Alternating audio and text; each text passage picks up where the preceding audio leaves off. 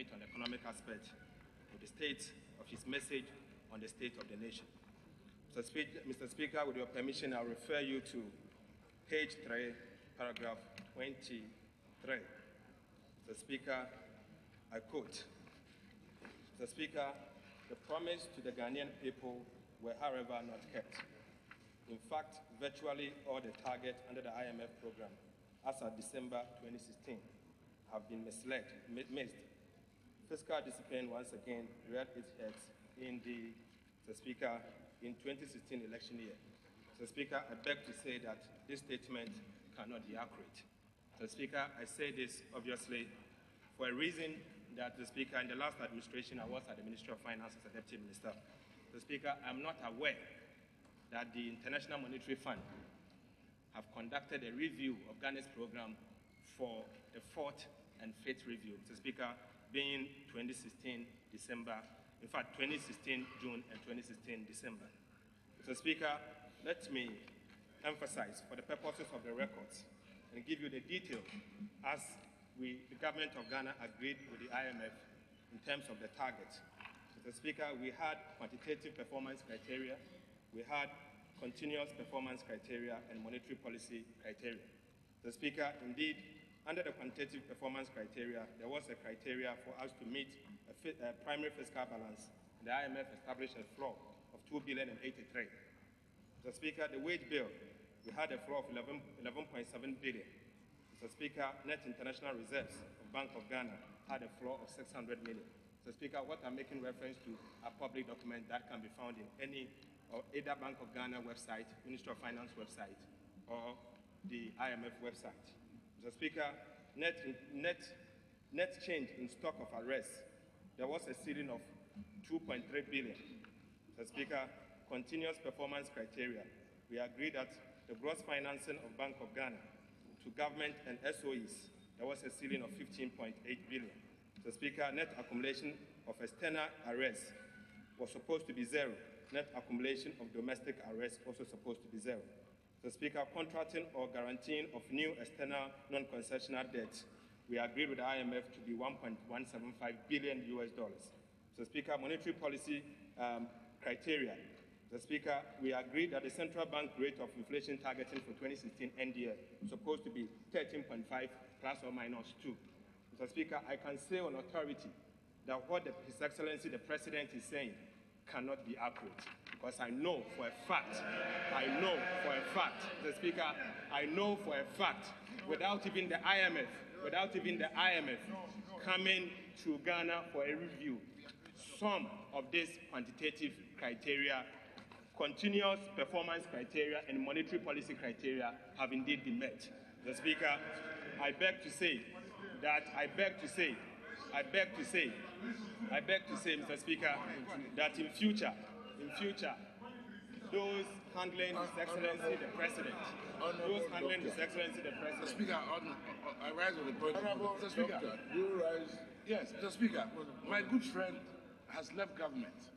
Order. He doesn't know when the IMF comes to visit. He doesn't know that. Mr. Speaker, I want to tell him on authority that the IMF left this town not too long ago. He's not the government, you know. Less than a week. Mr. Speaker, the IMF met the Vice President and the EMT, met the Minister of Finance. Mr. Speaker, he's talked about a review. They've just left town. And in front of me are the agreements they reached with the government of Ghana. So just for your information.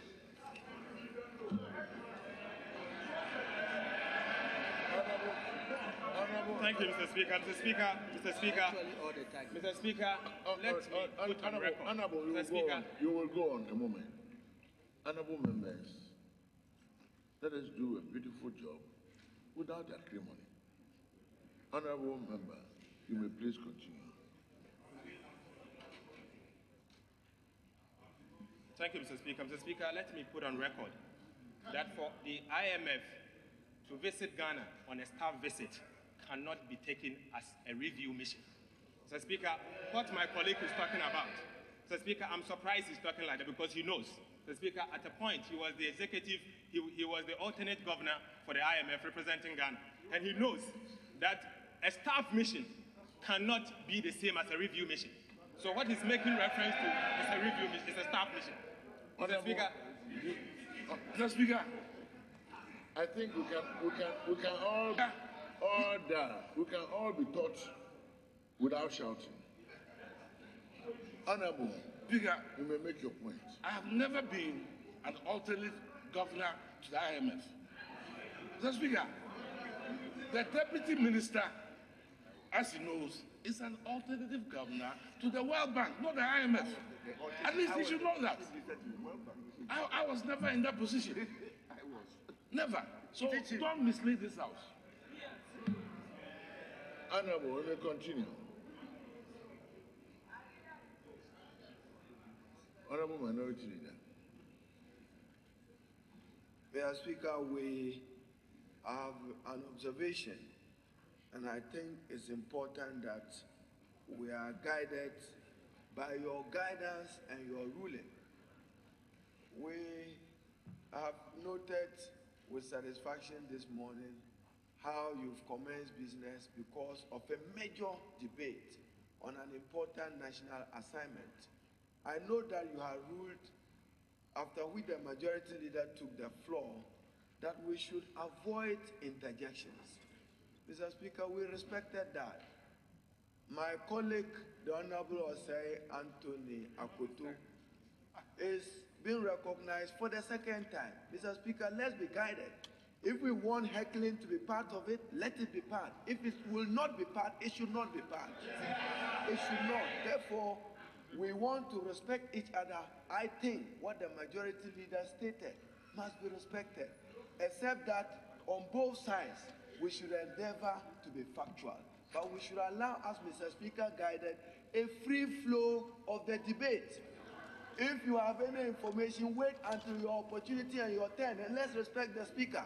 I just thought that I should make this point. Mr. Speaker, you have my fullest support, but the interjections, no. Let the debate flow, but let it be factual. Thank you. Order. As much as possible, the debate will flow indeed. Please, Honorable, we may continue. Thank you, Mr. Speaker. Mr. Speaker, also for the record. Mr. Speaker, also for the records, I was the alternate governor for IMF between 2013 to 2016. Mr. Speaker, let me also say that since we in the minority are not aware that the IMF has come for a review, I cannot agree that these performance criteria have indeed been met. Mr. Speaker, I would also like to refer you to paragraph 4. Paragraph 4. Order. Mr. Speaker, paragraph 4. Honorable, that which you may not be aware of, you can be advised of by way of information on the floor. Okay. Please proceed. Thank you, Mr. Speaker. Mr. Speaker, I refer you to page 4, paragraph 26. Mr. Speaker, I read the second paragraph, the second sentence. More debt was accumulated by the previous government in the last 8 years than all other governments put together since independence. In fact, 92% of Ghana's debt, total debt stock, was incurred in the last 8 years under the previous government. Mr. Speaker, I beg to again say that this statement cannot be accurate. Mr. Speaker, I say this because if I decide to accept the President's statement that indeed at the time they were leaving office, an amount of 9.5 billion Ghana cedis were left behind by the previous administration in December 2008. Mr. Speaker, we should understand that that amount includes an external component of the debt. That debt were all of them not in cedis. Mr. Speaker, the simple analysis is that if we assume that the NDC administration failed to borrow over the last 8 years, what would have been Ghana's debt today as left by the MPP? Mr. Speaker, the reality is that 9.5 billion US dollars then, 9.5 billion Ghana cedis then, at an exchange rate, end period exchange rate at the time of 1.2141, equals to an amount of 7,825.4 billion US dollars. Mr. Speaker, out of this amount, we had debts that were external. In fact, the total external debt was 4,308.20 billion US dollars. This amount includes the Eurobond that is due this year that we have to pay. Mr. Speaker, if we are making payment of the 4.3 billion US dollars as borrowed by the MPP, including the Eurobond in 2007. Mr. Speaker, the reality is that you will not change Ghana cedi at a rate of 1.2141. But if to the US dollars, Mr. Speaker, you will use today's rate to convert it into US dollars and pay. Mr. Speaker, let us understand that static analysis does not work in economic management. Mr. Speaker, you should factor in inflation. You should look at inflation and where possible, deflate it. Where possible, deflate it. Mr. Speaker, I wish to say that in today's terms, that 9.5 billion US dollars as left by MPP can be translated, cities can be translated to mean that today, in today's value, it will be 32.71 billion out of the 122 billion. Mr. Speaker, so therefore, Mr. Speaker, the amount in question of 1.122 billion, the NPP left behind 32 billion of the 122 billion. Mr. Speaker, this cannot be only 8% of the total amount. Mr. Speaker, this indeed translates to 27%. Mr. Speaker, therefore that statement is misleading. Mr. Speaker, let us also understand. Honorable members, under the MPP, because of HIPIC and multi-donor relief initiatives, there were huge amount of inflows that are not counted as part of this debt stock. The Speaker, to be specific, almost 4 billion US dollars came in as reliefs. The Speaker, this 4 billion today would have been added to the debt stock because the MPP would have borrowed anyway.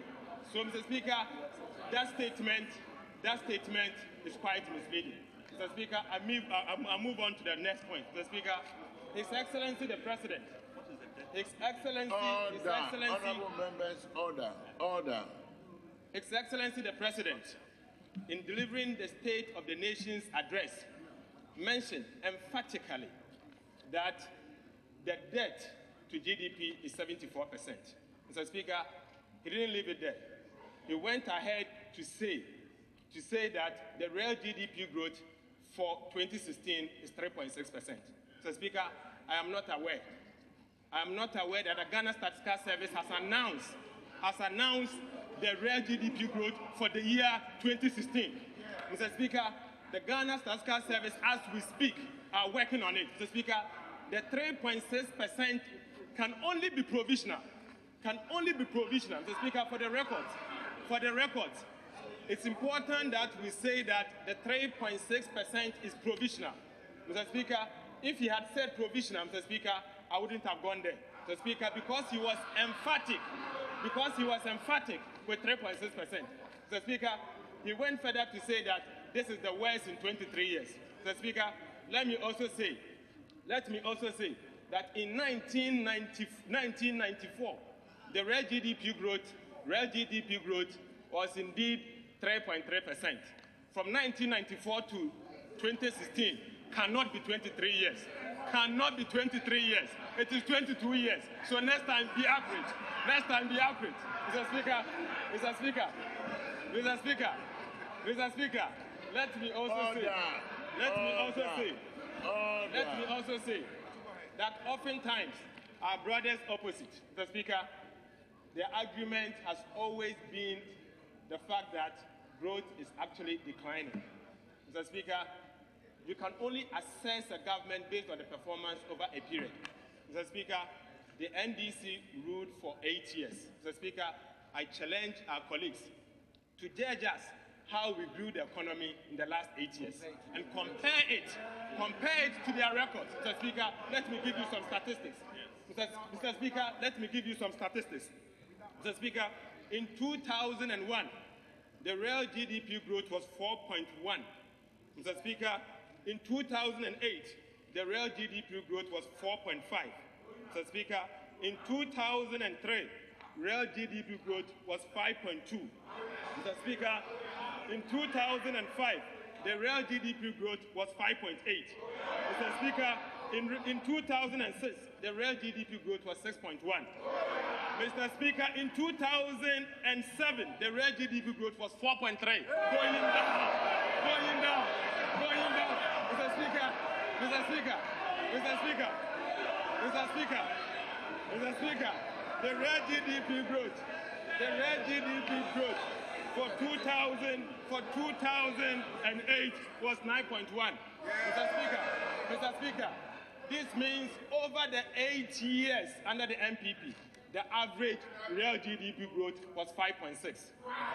5.6. Mr. Speaker, I'm judging you by your records. Mr. Speaker, these are facts. Mr. Speaker, these are facts. Mr. Speaker, in 2009, Mr. Speaker, the real GDP growth, was 4.8. Mr. Speaker, in 2010, real GDP growth moved to 7.8. Mr. Speaker, the real GDP growth in 2011 was 14%. Mr. Speaker, in 2011, this is the highest GDP growth in the world. Mr. Speaker, in 2012, the real GDP growth was 9.2. Mr. Speaker, in 2013, the real GDP growth was 7.3.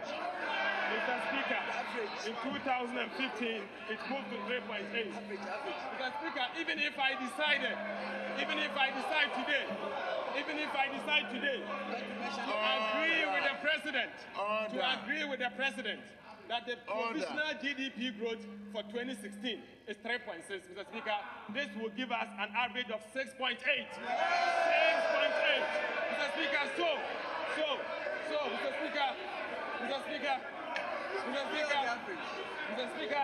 so if I'm to compare, Mr. Speaker, if I am to compare,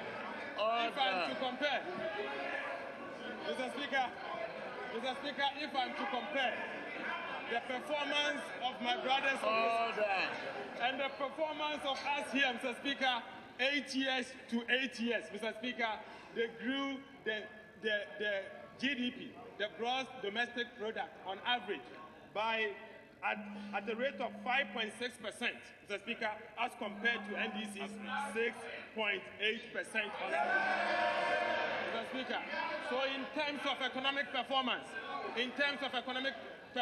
Speaker, we are far superior than our colleagues.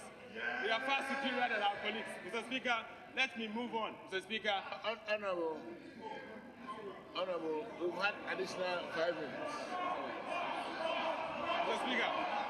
Honorable, we've had more time. Your colleagues will continue. I have 1 minute. So if you will please. Okay. Mr. Speaker, let me also say that I was surprised to see, after reading through the President's State of the Nation's address, to know that, Mr. Speaker, certain economic indicators, key ones, are missing. Mr. Speaker, whether they were deliberate or not deliberate, Mr. Speaker, I cannot judge. Mr. Speaker, what we are trying to say here is that if you want Ghanaians to know the true state of the economy, Mr. Speaker, don't pick and choose. Mr. Speaker, give Ghanaians the full indices so that we'll be able to judge exactly what is the true state of the economy. Thank you. Mr. Speaker, one major one that was missing was inflation. Mr. Speaker, inflation is falling. The rate of inflation is falling steadily. Mr. Speaker, at the time we were leaving office, Mr. Speaker, inflation in December. Thank you very much, Honorable. Mr. Speaker, thank you, Mr. Speaker. Thank you.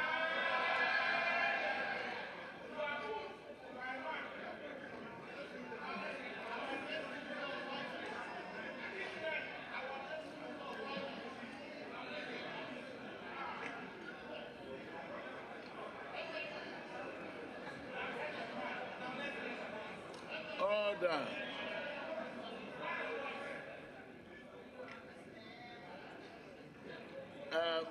Honorable members, order shall have 10 minutes each.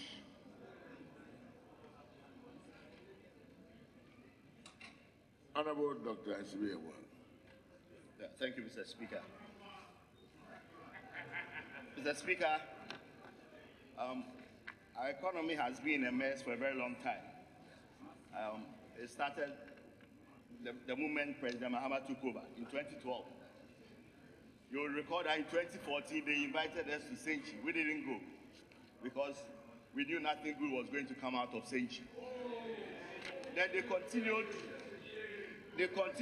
to the IMF. As a matter of fact, it was His Excellency, the Vice President, Alhaj, Dr. Mahmoud Mawga, who advised the NDC to go to the IMF, and they did. So going to the IMF itself was not a bad thing. But we don't just go to the IMF. If you go to the IMF and enter into a program, there are a set of objectives that you seek to achieve. Now, the current 3-year extended credit facility program with the fund has the following objectives. 1, to restore debt sustainability. 2, to restore macro stability. 3, to return to high growth and job creation. And 4, to rebuild external buffers. So in 2014, we started discussions with the IMF and then entered into a program in April of 2015. And the program is to achieve these objectives. So 1, if the program seeks to restore debt sustainability, let's see the numbers before we join the program. In 2014, the debt to GDP ratio was 70.2%, 2014. And you enter into a program with the IMF that seeks to restore debt sustainability. Now guess what? End of 2016, debt to GDP ratio is 74%. So you are in a program that seeks to restore debt sustainability. You have moved from 70% before you joined the program to 74% as of now. Mr. Speaker, the program also sought to restore macro stability. Now, before we entered the program, the fiscal deficit in 2012 was 11.5%. Then they did 10.1% in 2013, and then 10.2% in 2014. 3 continuous years of double-digit deficit, unprecedented in this country. So you enter the IMF program. Under the program, you are to restore macro stability. So we're expecting you to do 5.3. This year, the deficit 9%. On a commitment basis, 10.2%. Now, you are supposed to return the economy to high growth and job creation. GDP growth has been 4.0 in 2014. 3.9 last year, this year 3.6. So why did we enter the IMF program to start with? It has been a complete waste of everybody's time by joining the IMF program. You join a program to restore debt sustainability, to restore macro stability, and we haven't achieved any of this. Now let me address this voodoo economics that he did with the debt. The debt at the end of 2008 was not the debt accumulated by the MPP. It has been debt from Kwame Nkrumah, through Champon, Russia, and everybody. That is 9.5 billion. All of that. All of that. Now, in 51 years of Ghana's existence, the debt was 9.5 billion. Now, you have bequeathed this country. In 8 years, you have moved the debt from 9.5 billion Ghana cedis to 122 billion Ghana cedis. Now you've added 112 billion. I listened to the press conference they did yesterday. Do you know what they are doing now? They've taken the 9.5 billion and then they have used the exchange rate of 2008. You use the exchange rate of 2008 and you are telling us the debt is 8 billion. Now that 9.5 billion, that 9.5 billion, agreed. That 9.5 billion adds up to the 112 billion, the 122. So now you take the 122, of which the 9.5 is a part, and now you are using exchange rate, the current exchange rate. Do you understand? What you should be doing is that you take the 2009 debt. Listen, you take 2009 debt. If you take 2009 debt, the addition to the debt stock in 2009 was 3.7 billion Ghana cedis. You use the exchange rate at the time, and then you dollarize it. You go to 2010, you take the debt at the time, and then you dollarize it. You don't go take the bulk at one. There's simple economics. I've taught this for years. There's simple economics for years. You don't do this. Okay? Order. Mr. Speaker. Order. Order. Honorable members. Honorable members, order.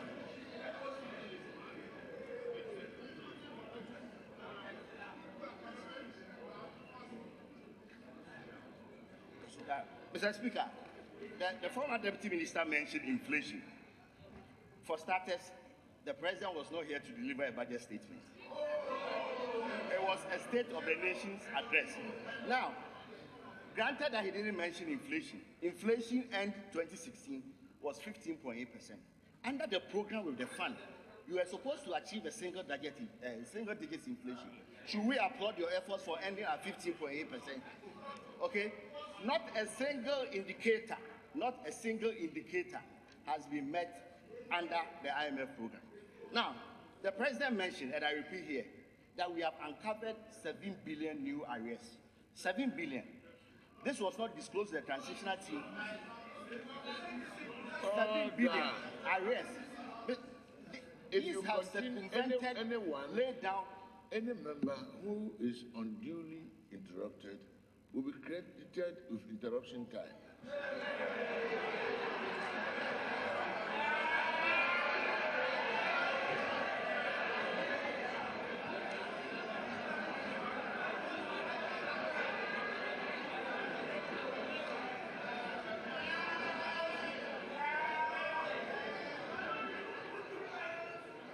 Order. Honorable member, please continue. Mr. Speaker, this $7 billion cedis uncovered was not disclosed to the transitional team.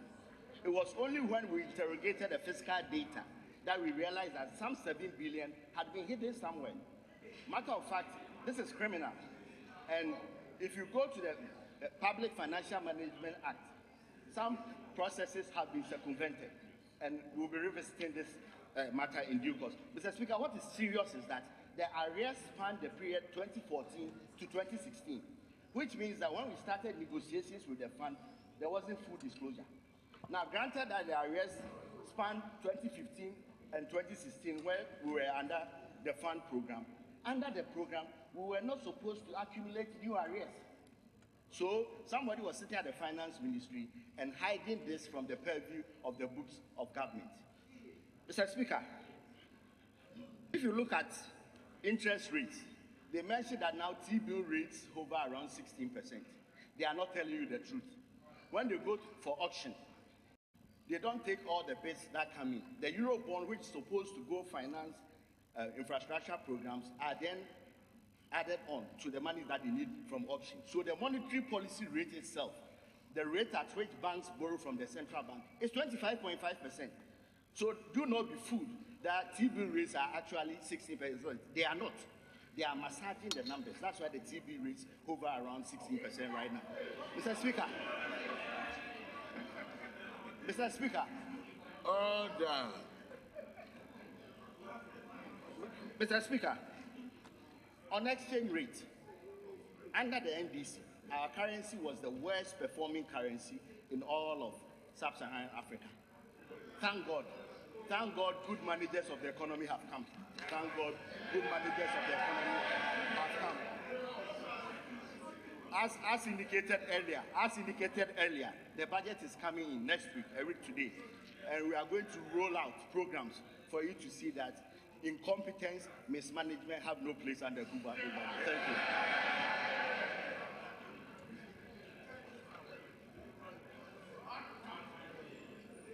Thank you very much, Honorable Member. Honorable Akufo-Addo. Thank you, Mr. Speaker, for the opportunity to contribute to the motion ably moved and supported by Honorable Jambafo and Honorable Akufo. Mr. Speaker, let me begin by thanking His Excellency the President for acknowledging the dignity, grace, and statesmanship with which the former President John Dramani Mahama led a transition which has become the admiration of the world, and to urge this government to act decisively to deal with the lawlessness that has since been happening, and we stand the risks of marring all those achievements that we have gained. Mr. Speaker, I also want to mention something that His Excellency the President stated in passing, and it had to do with an issue that is rooted in our history. It had to do with how we celebrate our founders, how we celebrate our heroes, and how we need to settle on this matter. Mr. Speaker, I completely agree with the President. Indeed, a lot of heroes emerged in Ghana's independence. We must celebrate them, especially the big six. But Mr. Speaker, let us be very clear. I think the people of Ghana are very clear. The foremost founder of the Republic of Ghana is Osagyefo Dr. Kwame Nkrumah. Yeah. And will always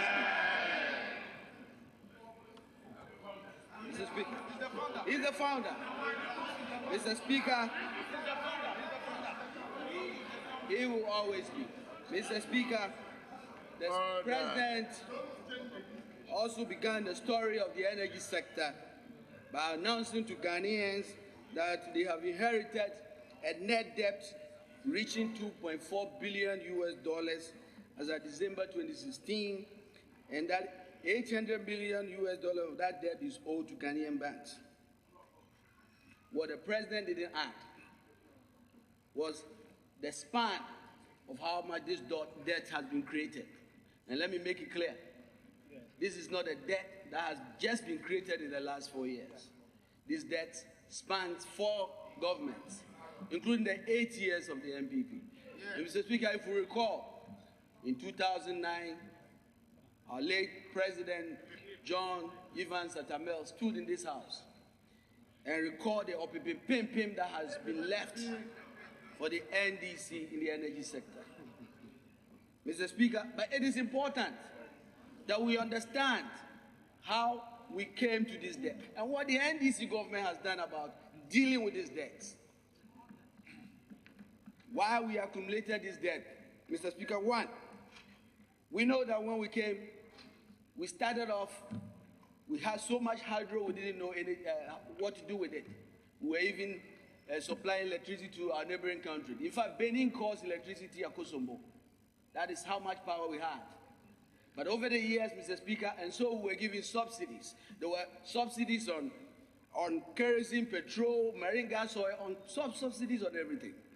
We also had these losses as a result of forest, importation of products, and exchange rate losses. And we had to pay BDCs millions of dollars annually.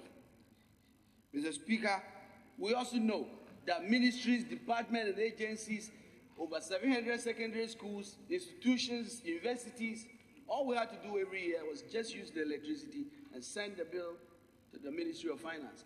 That is what brought us to this. And what have we done about it? We took very drastic and painful measures as a government to deal with these issues. Mr. Speaker, you recall, in July 2015, price deregulation became effective, a very bold decision to address the issue of government indebtedness to the BDCs resulting from under-recoveries, forest losses. Today, Mr. Speaker, our president is a very lucky president. This government will not be dealing with new debts as a result of importation of this. He's only going to do with legacy debts. And that's exactly what we are talking about, legacy debt. Mr. Speaker, we also took another important step, the energy sector levies. We came to this house, another important step. We came to this house and passed, I remember, in December 2015, the energy sector levies to address the legacy debts that was really a hurdle for the power utilities. And at the time we stated that there's a real risk if we don't deal with this issue. In fact, that levies resulted in a price increase at the pump, almost 27%, a very painful measure. But we had to take tough measures. I recall vividly, our good friend sitting right in front of me, Honorable Akufo-Addo, had even threatened to go to court and call this energy sector levy a nuisance tax. Mr. Speaker, there was a talk about scrapping this energy sector levy. Order. Mr. Speaker, Order. it is very, very clear. Order. It is very, very clear Order. to us that this energy sector Honorable levy. member, order. Despite the free flow, specific references to other members will call for specific responses if necessary. Honorable Dr. Akufo-Addo. Thank you, Mr. Speaker. Mr. Speaker, this is a house of records. If you are going to quote somebody, you need to quote them correctly. I've never used those words. Go and check the Hands Act. Check the Hands Act. We supported the move you brought. So why do you want to mislead the public that have made those statements? I think you should withdraw. Mr. Speaker, those were the bold measures we took. And I recall that by August 2016, as the then Minister of Finance put it, we had accumulated 350 million Ghana cedis. And 250 million of that energy sector levy was used as a down payment to negotiate with the banking sector. And so reference to the collapse of the banking sector. This must be to have been told the people of Ghana that steps have been taken already. This is what is leading. And so, Mr. Speaker, it is very, very clear that a lot of work has been done to address this issue. If this government is saying to the people of Ghana that the foundation that has been laid by the NDC is a prudent one and will be continued, yes, we accept that. But they must understand that this is not a problem that was created solely by the NDC. Secondly, Mr. Speaker, clearly missing in the president's presentation was a very important aspect of the energy sector. Mr. Speaker, we know that in the next 10 years, what Ghana will use is not hydro, it's thermal power. And that is why the NDC government has invested hugely in the energy sector in terms of the thermal power.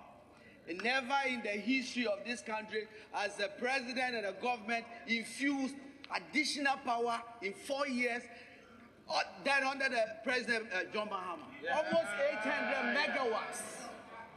Mr. Speaker. And what is the feedstock of that power? Gas. And what have we done about that? Mr. Speaker, we worked so hard to build the Ghana gas plant. We brought gas, lean gas from Jubilee. We brought a new project, 10, to bring additional gas to Abuazi to power these thermal plants. You want to know the importance of that project? Today we are wobbling and Dumso is rearing its ugly way because Ghana gas is down, because Jubilee is under repairs. Mr. Speaker, we didn't stop there. We worked tirelessly to work on Sankofa Jinyami project. That project was condemned here vividly when the president, the prime minister of Italy was here. Not too long ago, our friends were in Singapore pouring champagne to celebrate the FPSO sale to Ghana. not even giving us credit. We named it after President John Ajay-Kumfupo. That is the NDC, bringing us together, recognizing that President Kufuor played a critical role in discovery of oil. We did. Thank you, Mr. Speaker. Thank you, Mr. Speaker. Sankofa Chinyame will bring additional 180 million standard cubic feet of gas.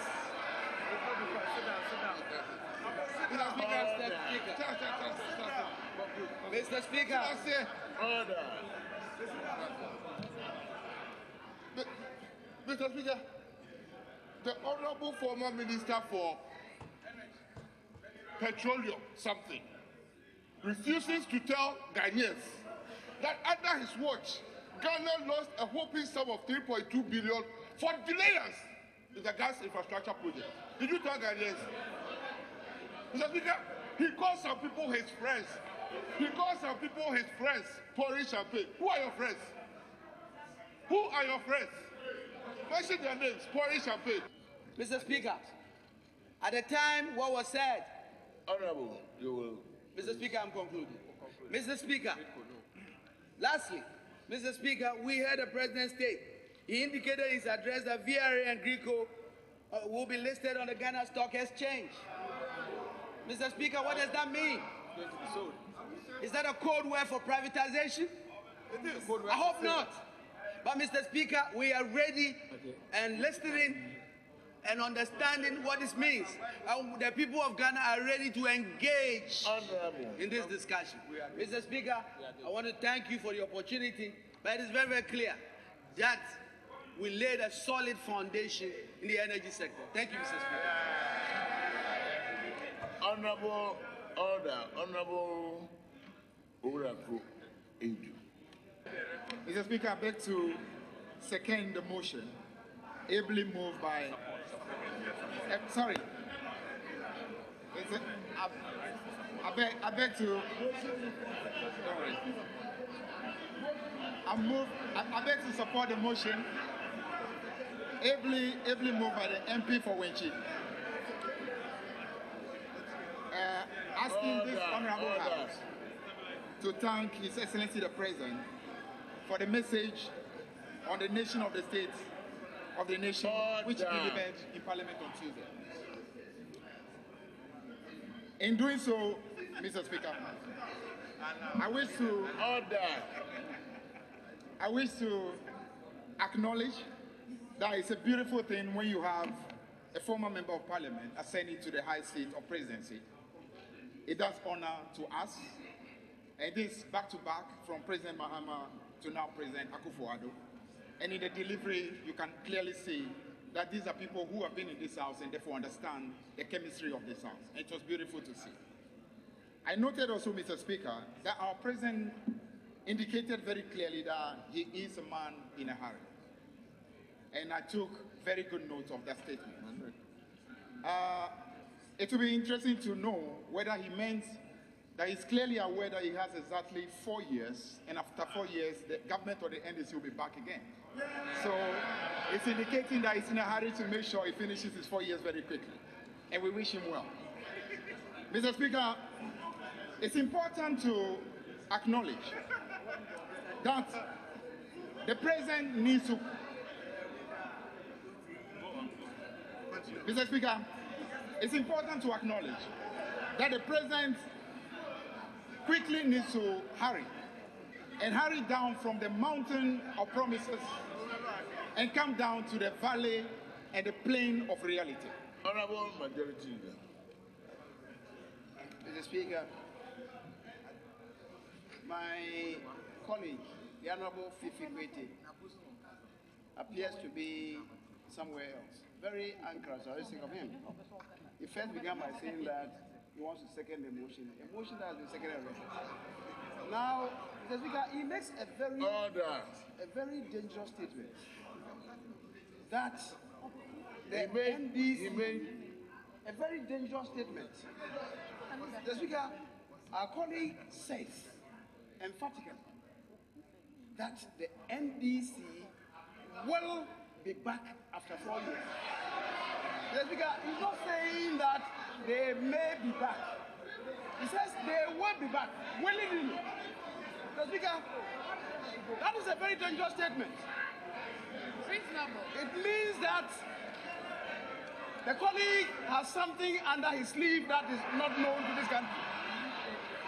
That willingly, after 4 years, the NDC is coming back. They will come back. Mr. Speaker, this statement must be closely examined. It must be closely examined. And the member will do himself a world of good if he has placed in annotated diagrams that means that the NDC will be back after 4 years.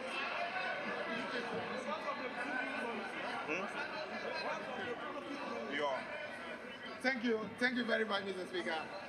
Mr. Speaker, I continue by saying that the President needs to hurriedly come down from the mountain of promises and come to the plane of reality.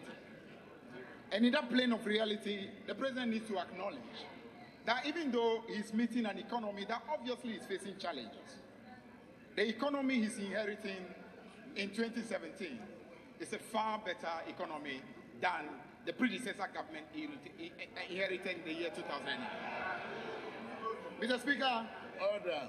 the President is not inheriting an economy that has had 20% plus depreciation as the predecessor government had in 2009. So that clearly shows that the President is having a much smoother run than the predecessor government. The President is not inheriting an economy that has 18% inflation going up to 21%, as the predecessor government had in 2009. So obviously that can only be a smoother run for the President.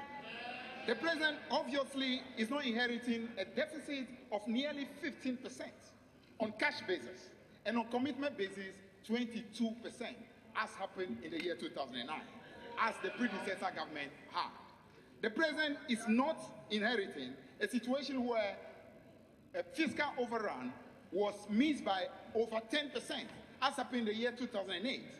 The President is missing a fiscal overrun, which is meant to be about 5.3 and ending up 9%, which is far better than the situation in 2009. Mr. Speaker, the President in 2007... Mr. Speaker, this is a house of records. He has been in government. The fact is that in 2008, the deficit was not 15%, 6.5%. And it is in all the records. Whether rebates or not, officially, your government has cited that. Why are you misleading this house? Mr. Speaker, he needs to withdraw. Mr. Speaker, you see, we are here to teach people. MPs are honorable. Ministers are honorable. There's no point in doing propaganda anymore. Thank you very much, Mr. Speaker. Honorable. Mr. Speaker, for the information of our honorable colleague, in Order. 20... Please, you may continue. Thank you very much, Mr. Speaker. I was invoking the order for you. Yeah, thank you very much, Mr. Speaker. In 2009 and in 2010, when the budget was presented in this House, the record shows that at the end of 2008, the fiscal deficit stood at over 14%, about 15%. That is the record in this House, and that can be verified. So doing rebasing and wanting to go back and change deficit and pronouncing today, that's not the reality. Mr. Speaker, I also want to indicate that the President in 2017 is inheriting gross reserves of over $5.4 billion, as opposed to the predecessor government that in 2009 was inheriting gross reserves of $2 billion. At a time where, in terms of import cover, it could barely cover 1.8 months. So obviously the President hasn't got a lot to complain about, because the situation today is far better than it was in 2009. Mr. Speaker, I also wish to indicate that in terms of outlook, in terms of GDP outlook, the President is benefiting from a government that has laid foundations, and those foundations acknowledged by the World Bank, the IMF, all the financial market, that Ghana's growth outlook for 2017 is going to be in the region of 7 to 8%. That obviously is a great time to be taking over government as a result of the great job that had been done by the previous government. Mr. Speaker, I wish to also signal that in terms of, the President did mention that they are finding themselves in a situation where 3 budget items are literally taking up the whole of the revenue of Ghana. That if you take public sector wage, you take interest payment and amortization, and you add to that statutory payment, that works to over 99%. That may be that.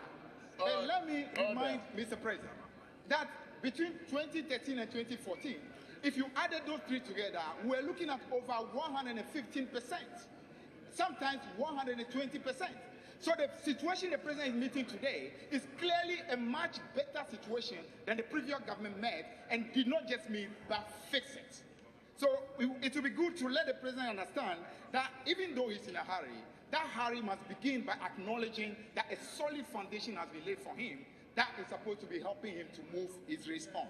Mr. Speaker, I wish to also indicate that the President is taking over a country that has got unprecedented investment and economic infrastructure. At no time in our history could we talk about entities like Ghana Port and Harbour Authority, Ghana Airport Company, strong enough to stand on their own balance sheet and leverage financing in the region of over $1.5 billion. We left that legacy for you. And that is a beautiful time to be taking over. So you can't really be talking about an economy which is in a bad way when your government in 2008 left this country in much more deleterious and debilitating condition. That simply cannot be the truth. Mr. Speaker, it's also important to say that the President must clearly be in a hurry to make sure that he does not run away from the promises that he's made. He must be in a hurry to deliver those promises. The President must be in a hurry to remove the energy levy as he has promised. No excuses will be good enough. He must be in a hurry to ensure that commitment to the District Assembly Common Fund, which is 7.5% of tax revenue, should not in any way be undermined. That commitment to the GET Fund, commitment to the NHIS should all be guaranteed. Thank you very much. We must see the President showing that great hurry. Thank you very much, Mr. Speaker. Honorable Dr. Anthony Akufo-Addo. Thank you, Mr. Speaker. Mr. Speaker, I rise to contribute to the motion. And as much as possible, unlike my colleague who just spoke, I'll move away from propaganda. Mr. Speaker, you see, we are members of parliament. Every day we go to our constituencies, we see certain things we don't like. And we ought to be thinking about how to change it. Not because you are NDC or because you are MPP. And so let me tell my colleagues why it's important that we don't do propaganda. Mr. Speaker, he just spoke about infrastructure, that they've done unprecedented infrastructure. Mr. Speaker, but you see, if you took Economics 101, they'll tell you that you don't do infrastructure for doing sake. There's a reason why you engage in infrastructure. And that reason is simple, to engender growth. So Speaker, let me repeat. You do infrastructure, you don't build a road because you want to build a road. You build a road because it will increase productivity and output. But let me tell you what has happened. Mr. Speaker, Mr. Speaker, Order. When President Mahama took over from the late Atta Mills, economic performance was 14.4. And for the purpose of argument, I'll grant you that Professor Atta Mills was able to move the economy from 9% to 14.4, even though Akufo-Addo discovered oil. No problem. I don't have a problem with that. President Mahama comes, 2012. What is it? Like you said, 9.3, isn't it? And you are doing infrastructure. You are supposed to engender growth, but you are coming down. 2013, Mahama does more infrastructure, economic growth, 7.3. 2014, Mahama is doing more infrastructure, economic growth, 4%. 2015, Mahama is doing gargantuan infrastructure, 3.9. Mr. Speaker, when you are, Mr. Speaker,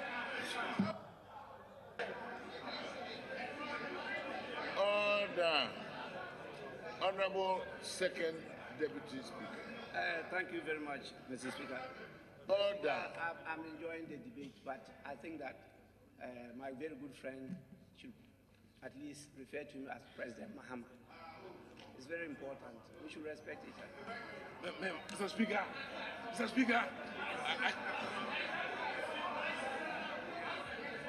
Speaker, I think my senior colleague is totally correct. President Mahama.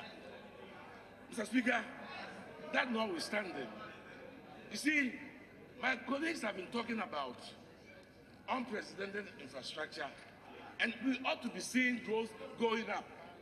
Mr. Speaker, but that's not where you and I ought to be looking. Mr. Speaker, when we go, Mr. Speaker, these are facts. Mr. Speaker, I appreciate the fact that when you are not in government, you don't have access to information. But I'll pass it over. But Mr. Speaker, on a more serious note, you see, the problem is not just lower growth. The problem is that lower growth translates to unprecedented unemployment and underemployment, which you find in Otafo, which you find in Ketu, which you find in your place. When you go there and the young man who has had a BS in engineering is working at the petrol shop, not doing engineering, do you feel good? Do you feel good? You politicians should not be doing propaganda. Clearly, growth going down does not help you and I. So the question is, if you don't stop this trend, what is going to happen? And that's why the people of Ghana decided that this Ababa said here, we can't follow again. That is why they chose. That is the essence of the elections. So don't think that automatically you can come back on this record. No way. What you and I ought to be looking at, how are we going to turn it around? So that all our constituencies, when we visit, we can tell you that next year, growth is going to go up to 6.3, and therefore employment will come. You talk about 7.8. Where are you getting that from? So, Speaker, let us be clear in our mind. This is why the President said that come a week from today, our finance minister is going to come and tell us the innovative ways that we are going to engender growth so that you and I, when we go to our constituencies, can give hope to all these teeming masses of unemployed. So, Speaker, I dare any of you to go to your constituency and tell that young woman who is not working that things are okay. That would be the height of hypocrisy. You should be interested in how growth is going to come so that all of us can go back without fear of being attacked. So, Speaker, this is a serious matter. As a member of the economic management team, I'm privy to what the finance minister is going to tell us on Thursday. But I can assure you, most of you who are serious will like it. Because you want to be able to go back and say that through the one district, one factory, in your district and constituency, somebody is going to be employed. Other clue. Mr. Speaker, Honorable Philip Kwete, after Thursday, you'll be able to go back and say 1 million per constituency, jobs will be created there. That is what we are looking for. Mr. Speaker, that is what we are looking for. We don't want to. Mr. Speaker, it's going to take innovation, prudence, monitoring and evaluation. Mr. Speaker, but what I hope we all agree on is that the situation cannot be good for you and I. See, the reason why the IMF program is off track is indiscipline. It's not indiscipline on the part of the finance minister. It's indiscipline on the part of the players who spend money by circumventing the fiscal thing. How can you say that $7 billion, you are now seeing it? It is completely irresponsible. You and I should not praise anybody that does that, whether it's MPP or it's NDC. It's completely irresponsible. And that's what you and I ought to be looking at. That excessive expenditures not authorized by this House will not be countenanced. Whether you are CPP, you cannot countenance it. And this is the kind of fiscal discipline that the finance minister is going to demonstrate when he reads the budget on Thursday, so that we can see our way forward. See, all the indicators are going in the wrong direction. a deficit going on. How can you say that your target is 5.3%, then it ends up at 9%? It cannot be good. It cannot be good. And you, as the former deputy minister, should not be talking. Because it happened on your hips. Mr. Speaker, you are my good friend, but you cannot say that it is good for Ghana.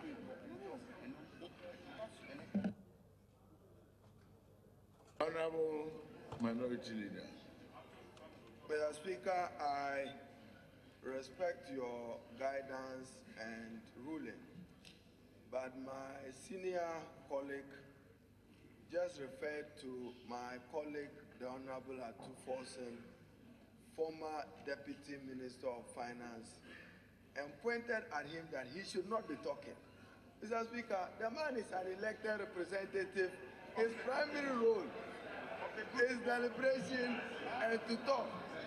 Therefore, Mr. Speaker, I know you will not support him to gag him, and that he has no gagging orders. He must respect that and proceed further and endeavor to share information that he has. Thank you. Thank you, Mr. Speaker. I thank my honorable minority leader. The reason why I refer to him because he's my friend. And he knows, and I know that a deficit of 9.9% cannot be good for Ghana. That is a fact. We cannot run away from those facts.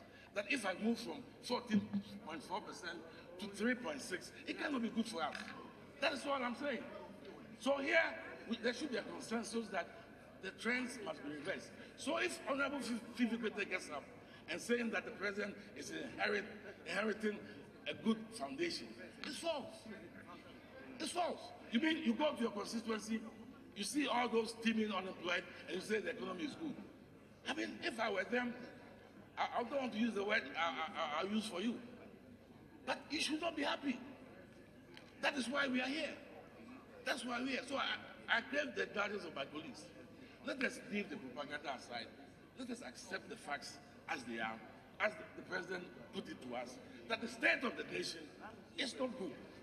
How are we, you and me, going to help the Minister of Finance? Honorable, will be concluding. Yes, in conclusion, the question is, how are we, members of the people of Ghana, going to help Ghana change things around? I thank you, Mr. Speaker. Thank you very much. Honorable James Agaga. Yeah. Thank you, Mr. Speaker, for the opportunity to contribute to the debate. Mr. Speaker, I would want to make reference to the President's remarks about the state of lawlessness that engulfed this country after the smooth handing over was done by His Excellency President Mahama. Mr. Speaker, His Excellency Nana Addo poured his lamentations and in condemning the wrongdoing that ensued, he also talked about equalization and that the violence that we witnessed could be a product of equalization because similar incidents happened in 2009 and have repeated in 2017. Mr. Speaker, His Excellency the President then proceeded to state that he had issued standing orders to the former Inspector General of Police, Mr. Kudalo, and the current Inspector General of Police, David Asante Apietu, to deal with the incidents of lawlessness. He concluded by stating clearly that the situation is now under control. Mr. Speaker, with due respect to His Excellency the President, I wish to draw the attention of this House to the fact that the incidents of lawlessness have not been curtailed in the face of the standing orders of His Excellency Nana Addo to his Inspector General of Police. Only yesterday, it was reported in the news, City FM, that a group notoriously known as Kandahar Boys, an affiliate of the MPP, stormed the Tamale Teaching Hospital and locked up the offices of the Chief Executive Officer of that hospital. Mr. Speaker, it is also important to draw the attention of this House to the fact that... Honorable member. Thank you, Mr. Speaker. Mr. Speaker, the Honorable former Deputy Minister for Interior should withdraw. If you cannot prove that Kandahar is an affiliate of MPP, withdraw. withdraw and apologize to the good people of Ghana who elected His Excellency, the President of the Ticket of MPP. Who are Ghana? Who is Ghana? Ghana is in Iraq. Proof to words. Honorable, you've made specific reference to some group. You've alleged it's an affiliate of a known political party. If you cannot provide evidence of affiliation now, please withdraw and continue. Mr. Speaker, I withdraw. Go on. Mr. Speaker, I further wish to draw the attention of the House to the fact that only on Saturday, the vehicle of a member of this House, the Honorable Alex Adumako, the member for Setre Afram Plains, was seized by men suspected to be elements or operatives of the national security outfit without just cause. Yes. Mr. Speaker, we're saying that His Excellency the President should take note of these happenings and issue stern orders to his security apparatus to deal with the issue squarely. Additionally, it is important that the task force that was set up by the Chief of Staff to retrieve quotes, stolen assets belonging to the state should be made known so that criminals do not take advantage of the existence of such a task force to unleash mayhem on members of the unsuspecting public. Mr. Speaker, I wish to make an allusion to the President's own statement, which was one that sought to commend this House for the expeditious manner in which his ministerial nominees were vetted. Yes, this Honorable House deserves some commendation, but I recall that in 2012, when His Excellency President Mahama was elected as President of the Republic and came out with a list of his nominees, the conduct of the minority at the time was to boycott the entire vetting of President Mahama's nominees. And so I didn't have the privilege of having members of the minority at the time partake in my vetting. That clearly was an act which, with hindsight, I know they would want to regret and apologize for their misconduct at that time. Mr. Speaker, let me turn my attention to the President's call for the setting up of an independent or special prosecutor's office to deal with corruption in this country. As a party, we welcome the initiative. Yes. He should bring it on. Yeah. But I wish to remind His Excellency the President that Article 88 is very clear. Article 88 vests the prosecutorial powers of the state and the Attorney General. And so any proposed legislation, short of an amendment to Article 88, will not clothe the independent prosecutor with the independence that he or she will require to deal with issues of corruption. Mr. Speaker, the office of an independent prosecutor is not new to some of the jurisdictions that we draw inspiration from. And I'll make a reference to the United States. Yes, the United States has experimented with the office of an independent prosecutor. There have been some shortcomings that we can draw inspiration from. Mr. Speaker, we support the initiative. Yes. It should come on. But I am stating that the position of the prosecutor, the special prosecutor, should truly be independent. In the United States, Mr. Speaker, Justice Scalia had an opportunity to admonish his countrymen in Morrison and Olson, that is a Supreme Court decision in the United States, which clearly sought to... Honorable Majority Leader. Speaker, when you grant the opportunity to any member to address this House in a debate or any intervention, the person addresses the Speaker. It cannot be right that a person, a member, on his feet will be sticking his finger at the Speaker. Mr. Speaker, please, members should learn. Members should learn what is decorous. Members should learn what is decorous and not be saying, come on. when the leader is talking, you should have regard. You, a deputy minister, a former deputy minister, saying, come on. You should have regard for constituted authority. And you should behave.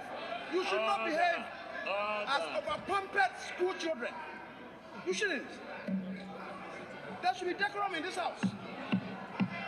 You don't stick your finger at the speaker. You don't do that. You don't do that. Like this. Like this. You don't do that. That is show that you are trained and you have good upbringing. That's because we should be decorous in this house. Order. That's all that I seek to say. Honorable member, you will take advice on parliamentary practices and continue. Mr. Speaker, with the greatest respect to the majority leader, I did not point my finger at Mr. Speaker as a sign of disrespect. Mr. Speaker, he used words that are unparliamentary. That I should be trained, properly trained. He should withdraw those words with the greatest respect to the majority leader. Those words are unparliamentary. He should withdraw them.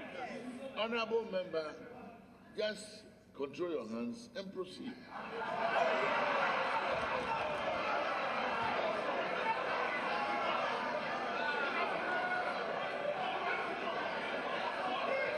Order.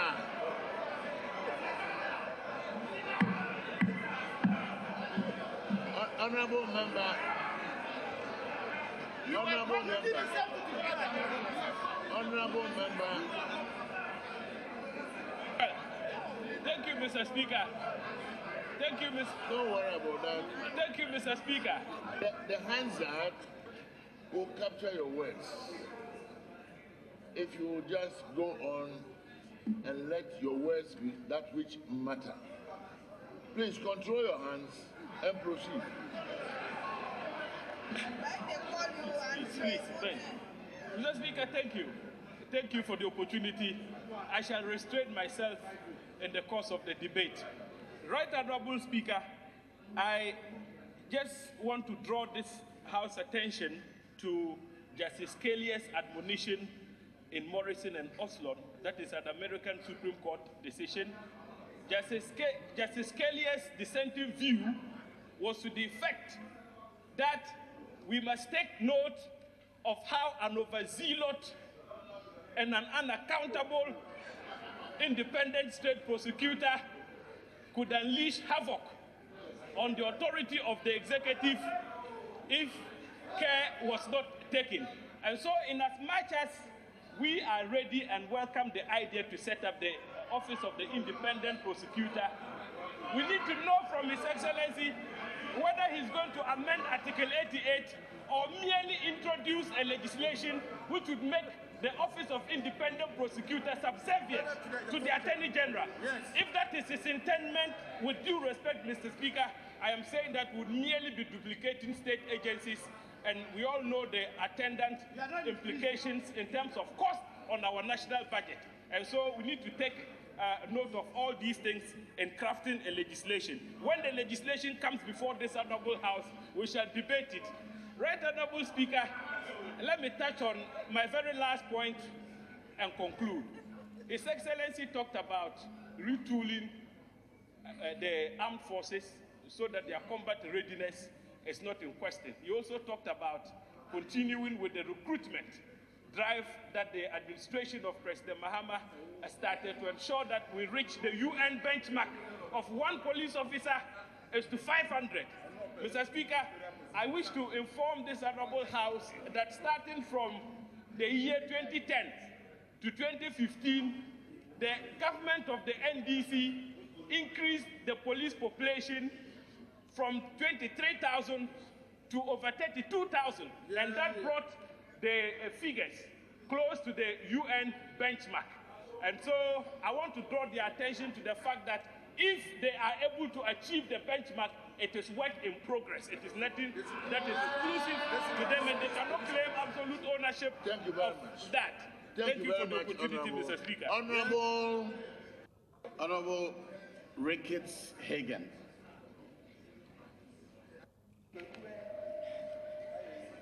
Thank you, Mr. Speaker. Thank you for the opportunity. I rise to support the motion on the floor moved by Honorable Professor Yao Janbafo and seconded by Honorable Akufo-Addo. In doing so, Mr. Speaker, I want to thank His Excellency the President for coming to the House as the Constitution demands to present his maiden State of the Nation address. Mr. Speaker, this is a house of records, and that every statistics or information that we put here should be accurate information. For that matter, Mr. Speaker, I would like to refer you to the President's message on the State of the Nation, page 4, paragraph 4 of that same page. And I would like to read the second sentence. It says, and I quote, "As at the beginning of 2009, Ghana's total debt stock was 9.5 billion cedis." Then I would like to take you to the same paragraph on the last but one sentence. And it says, "In fact, 92% of Ghana's total debt stock was incurred in the last 8 years under the previous government." Mr. Speaker, that is factually inaccurate. Mr. Speaker, I would like to advise those who provide information for the President and do analysis for him to not compare orange with apple. Mr. Speaker, that cannot be, because we look at debt on present value or at present value basis.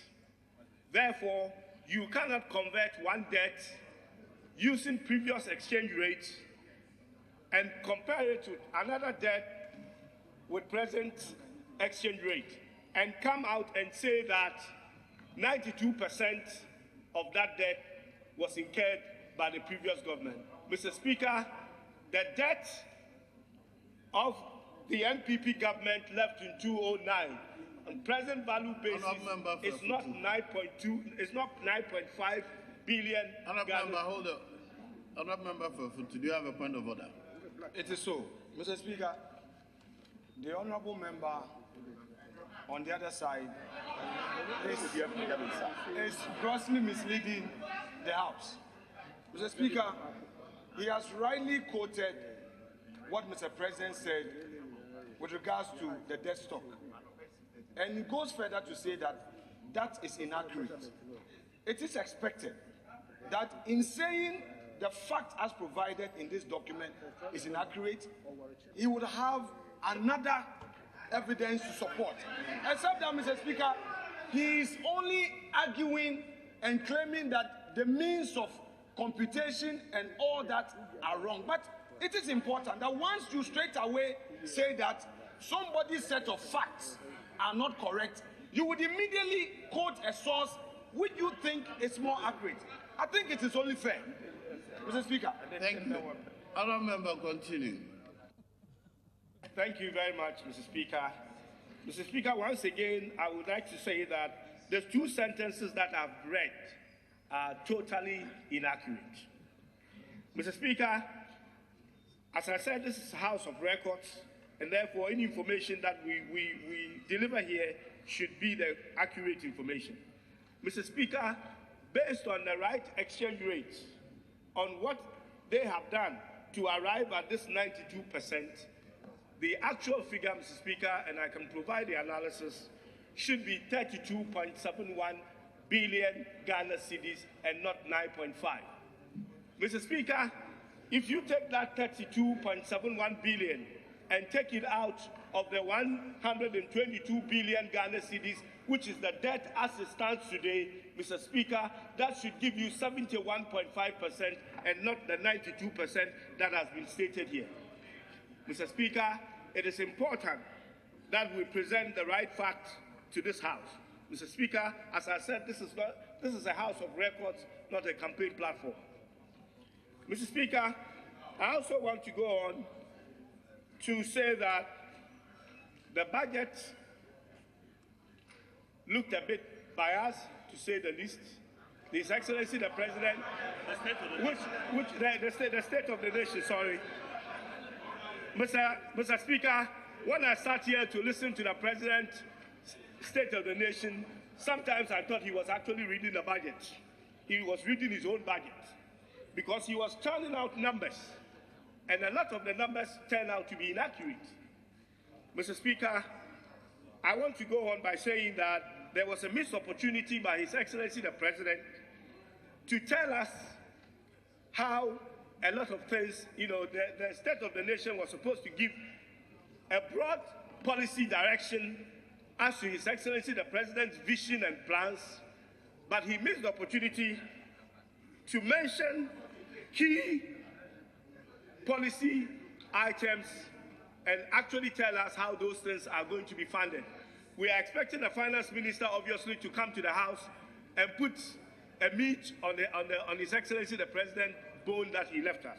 Mr. Speaker, I thought that since not too long ago, we have had two contradictory statements from two senior ministers. One, a senior minister who is actually responsible for economic ministries, saying, and the report directed to the President, saying that we are looking at funding the free senior high school free education from the Heritage Fund, or using the Heritage Fund as part of that. A day or so later, we had the Finance Minister saying that we are not actually considering using the Heritage Fund. You would have thought that His Excellency the President coming here would have tried to somehow put that ambiguity or that mystery to rest. But he didn't do any of that, considering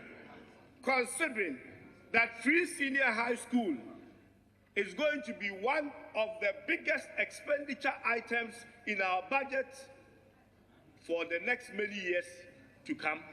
You would have thought that someone like the President will give us a direction as to where that will be funded. We are talking about over 2 billion Ghana cedis every year based on 140,000 students in school today, and these are conservative estimates. You would have thought that someone like the President... Honourable Member for Dr. do you have a point of order? Thank you, Mr. Speaker. Mr. Speaker, my honourable colleague, the point he is making, for me, it is not relevant as to the state of the nation that we are debating. Mr. Speaker, next week, the Minister for Finance is coming to this House, and the budget will specify where the funding of the free SHS will come from. After that, if you don't have any idea about it, that is why we can have so much to say about it.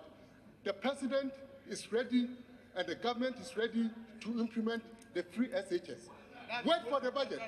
And if the budget comes and you don't find where you are going to fund this laudable project, then you have something to say. Your point Honourable Member for Cape Coast South, please continue. Thank you very much, Mr. Speaker. Mr. Speaker, we are in a hurry. And I would have thought that the President would take the opportunity to do that. But we'll give the Finance Minister and we'll give the government a second chance to see somewhere, somehow, that figure should come. Mr. Speaker, the President inherited asset and liability when he took over a government. He also inherited debt and investment. But the President chose to cherry pick, to paint the economy as bad as he did, using liabilities. But, Mr. Speaker, I want the government to know that the debt that they are talking about translates also to investment that they've inherited. Mr. Speaker, and the investment, especially in the area of infrastructure, is unprecedented. Mr. Speaker,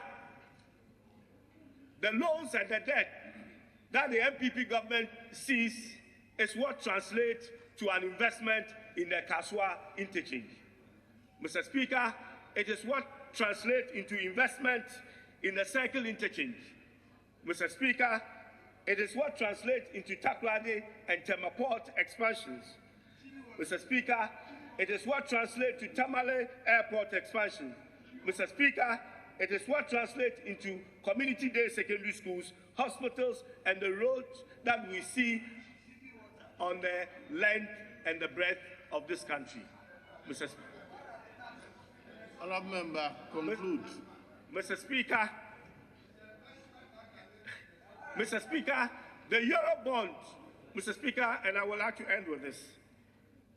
When our friends on the other side talk about debt, they forgot to mention the Eurobond that they took in 2007 for $750 million US.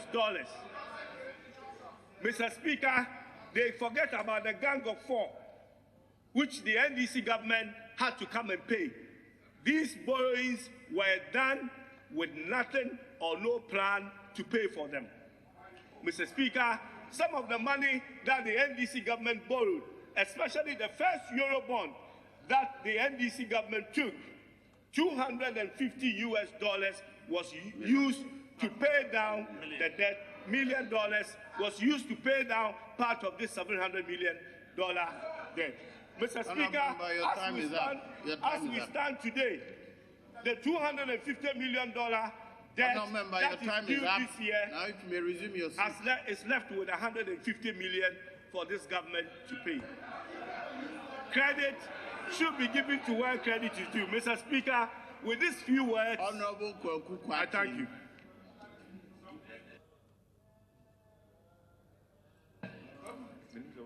Thank you, Mr. Speaker, for the opportunity. Mr. Speaker, I turn to page 9, paragraph 6 of the President's address, where he commits to address the problems of the energy sector. And then he proceeds to outline the interventions through which he will deal with the challenges. Mr. Speaker, it is time for us as a country to take a hard look at our energy sector. It is the sector that is designed to drive our economic growth.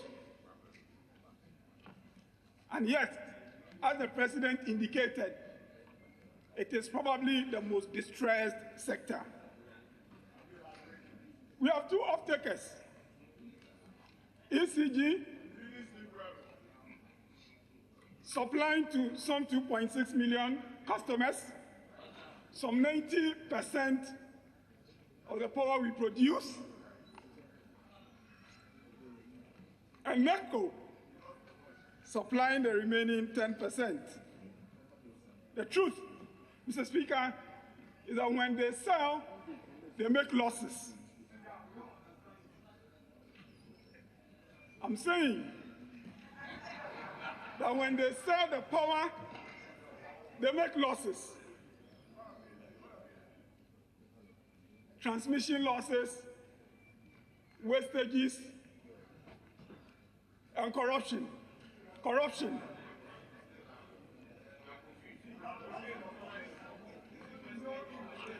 As a result, will you allow me to talk?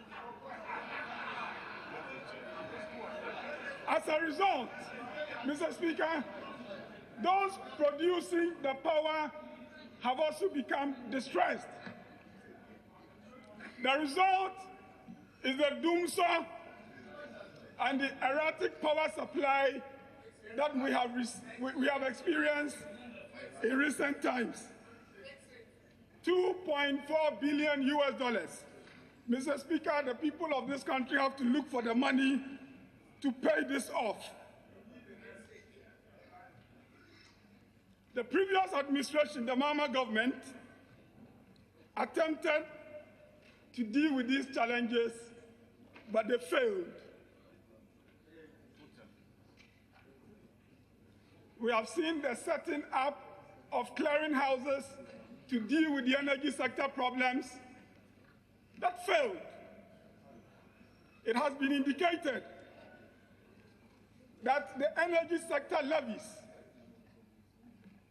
were put together to deal with these problems. Mr. Speaker, we ought to remind ourselves that the energy sector levies were old levies in the energy sector that were consolidated. They were not the creation of anybody.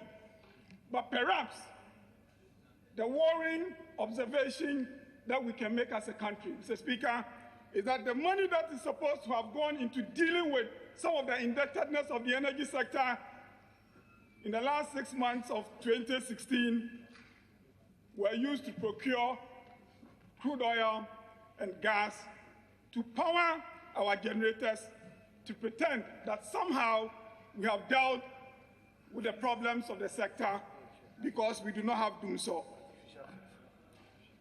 Mr. Speaker, what we have to do as a country is to back Nana Akufo-Addo and its government, this time to succeed. The inefficiencies of the energy sector have to be confronted. The pricing issues have to be dealt with. We do not, Mr. Speaker, want to revisit the past where government comes up with interventions, but somehow we fail. Let's stand behind our president. This time, let us succeed. I thank you, Mr. Speaker. Honorable Daniel Ashama. Thank you, Mr. Speaker. Mr. Speaker, I also rise to contribute to His Excellency Nana Addo Dankwa Akufo-Addo's message on the state of the nation. And I would like to use this opportunity, Mr. Speaker, to thank him so much for coming to the House to present the state of the nation, even though it was not total. Mr. Speaker, having listened very attentively with rapt attention to His Excellency, he did talk about agriculture and how it will create jobs. He did talk about education and then the free SHS that I think is very essential. He talked about trade, and I think that is very good for this nation. But having listened all along to my special area that I would like to hear him of, that is communication sector, he just did mention about the national identification cards, and so also he talked in page 11 about how ICT could be used to enhance education. Having said that, I think it is also very essential as Ghanaians and to the youth of this nation that if His Excellency Nana Addo Dankwa Akufo-Addo is talking about agriculture for jobs, I want to remind them and give them that hope that former President, His Excellency John Dramani Mahama, have laid a very good infrastructure as far as ICT is concerned. And that is to enhance, if we all agree today, ICT is the driving force of this economy, for which the boys can, with their dexterity and versatility, will be able to create jobs for themselves. Think about it, when you go to Tema today, the youth of this nation should be gladdened that the ICT park has been created at the Free Zone Enclave. Thank you, Mr. Speaker. Mr. Speaker, I also rise to contribute to His Excellency Nana Addo Dankwa Akufo-Addo's message on the state of the nation. And I would like to use this opportunity, Mr. Speaker, to thank him so much for coming to the House to present the state of the nation, even though it was not total. Mr. Speaker, having listened very attentively with rapt attention to His Excellency, he did talk about agriculture and how it will create jobs.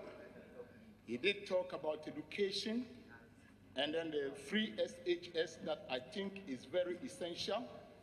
He talked about trade, and I think that is very good for this nation. But having listened all along to my special area that I would like to hear him of, that is communication sector, he just did mention about the national identification cards, and so also he talked in page 11 about how ICT could be used to enhance education. Having said that, I think it is also very essential as Ghanaians and to the youth of this nation that if His Excellency Nana Addo Akufo-Addo is talking about agriculture for jobs, I want to remind them and give them that hope that former President, His Excellency John Dramani Mahama, have laid a very good infrastructure as far as ICT is concerned. And that is to enhance, if we all agree today, ICT is the driving force of this economy, for which the boys can, with their dexterity and versatility, will be able to create jobs for themselves. Think about it, when you go to Tema today, the youth of this nation should be gladdened that the ICT park has been created at the Free Zone Enclave. This ICT park that has been created gives the opportunity to the youth of this nation to use their creativity to create softwares, like when you go to filling stations, to the shops, you see the machines that are using to actually get the codes of products. The youth can go there and actually practice the production of these softwares. Not that alone. The former president, His Excellency John Dramani Mahama, also enhanced the ICT sector by putting up the digital center at the old STC station. Mr. Speaker, this digital center is going to enhance Ghana businesses in this country, that companies can send their businesses there for it to be processed for them. Looking into the future, I think that is what the former government have done to ensure that the youth of this nation will be employed. Mr. Speaker, not that alone. Just beyond the road here, we have a data center. This data center is to help even the telcos of this nation. It is also to help the producing of national identification card, because it is a huge facility with huge investment that the government of His Excellency former President John Dramani Mahama has undertaken. And in going forward in doing so, we must be sure that this strong infrastructure has been created. Mr. Speaker, so also if we want to talk about the Eastern Fiber Optic Corridor project that has been undertaken by the former government from Paga to Ho, is to enhance the CIC, the community internet centers, all on the Eastern Corridor. Thank you, Mr. Speaker. Mr. Speaker, respectfully, I seek your guidance on this matter. My honorable colleague keeps referring to things done by the former president. I want to find out, is he debating the state of the nation as addressed by His Excellency Nana Addo Akufo-Addo? I mean, respectfully, Mr. Speaker, I think we need some direction. He's completely off the point. Thank you, Mr. Speaker. You are not suggesting that he has made any statement that is not true. Please proceed. Thank you, Mr. Speaker. Mr. Speaker, I think we will all agree that Ghana belongs to all of us. And anything that is in Ghana, we need as members of parliament to make Ghanaians know of it. Because it is Ghana's money that has been used to undertake this investment. And so if I go forward to talk about the Eastern Corridor Optic project, I think it is in place. Mr. Speaker, the Ministry of Communication is also looking at building the Western Corridor that will encircle the oil fields and other natural resources areas in the Western region, so that we will be able to gather information and know where our resources are going. Mr. Speaker, the Ministry of Communication in the past, and I'm sure my new minister, Honorable Osla, will continue as we met at a function last, that we are going to move on with the e-learning. We are going to move on with e-governance. That we are going to move on with e-justice, e-health. And I'm very, very sure that if His Excellency Nana Addo Akufo-Addo is briefed on all these things, he will stop appointing this multitude of ministers because they'll be able to use the internet to do the governance of this country. With these few words, Mr. Speaker, I thank you for the opportunity. Honorable Member for Efia, Honorable Kujo. Thank you, Mr. Speaker, for the opportunity to participate in the debate. I would like to take the view of the way the President approached his delivery on the segment relating to energy in the State of the Nation address. He started on page 9, and I want to entreat my friends on the other side to look at the document very well. Started on page 9, outlined the problems, just like anybody solving a problem, and then preferred solutions, starting from page 10. When you look at it that way, you get a deeper understanding of what is being done in the document. So I do not want to go over the problems because I would say that you understand the problems, all of us understand the problem very well. But when it comes to the solutions, the President, Mr. Speaker, I beg to quote a line and then proceed on that.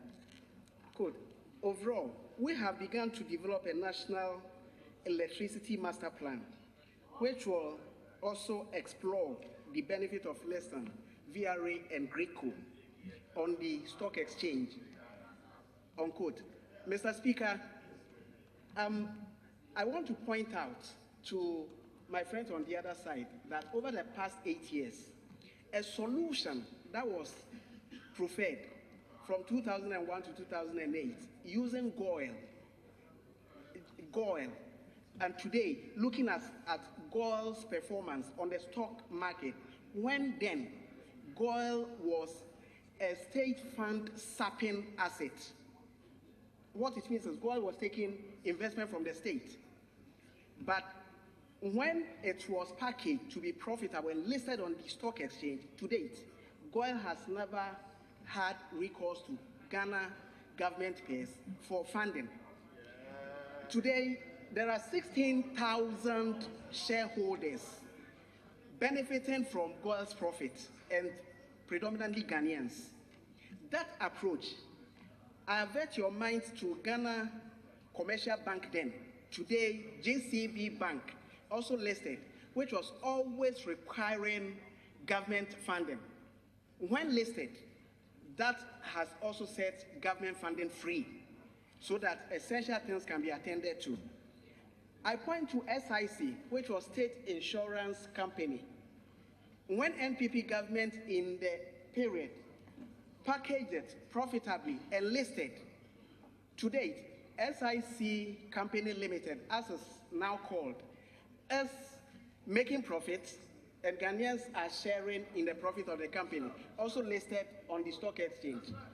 When you look at the solution preferred here, I want to call the attention that VRA RICO, when we compare with, for example, what South Korea is doing, you check, you would see that South Korea's state, that is government electricity company, is listed not only in home country, but even on New York Stock Exchange.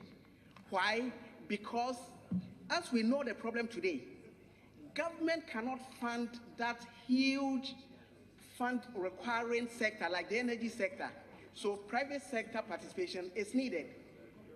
So when you see His Excellency outline a program like this, you have to look behind the reason to understand why such a solution is being preferred. We have a history to that, and it is the best practice around the world to finance that sector called energy sector, because government alone cannot do it. Mr. Speaker, the President went on to outline competitive bidding in the sector because we know the value that holds. to check costs of procuring electricity for the country for distribution, as opposed to the sole sourcing contract, which has characterized the sector over the past 8 years. So that is also mentioned, and we should see that to be good for us. And then unplanned procurement, His Excellency President Nana Akufo-Addo said they will get that done away with, meaning that they will use planned procurement. Why? Now, on the problem side, we've seen 43 PPAs, power purchase agreements, signed with some 23 in discussion. This clearly points to a lack of planning, because you can always project what you demand in the next couple of years, and looking at demand growth, plan your energy requirement to meet it.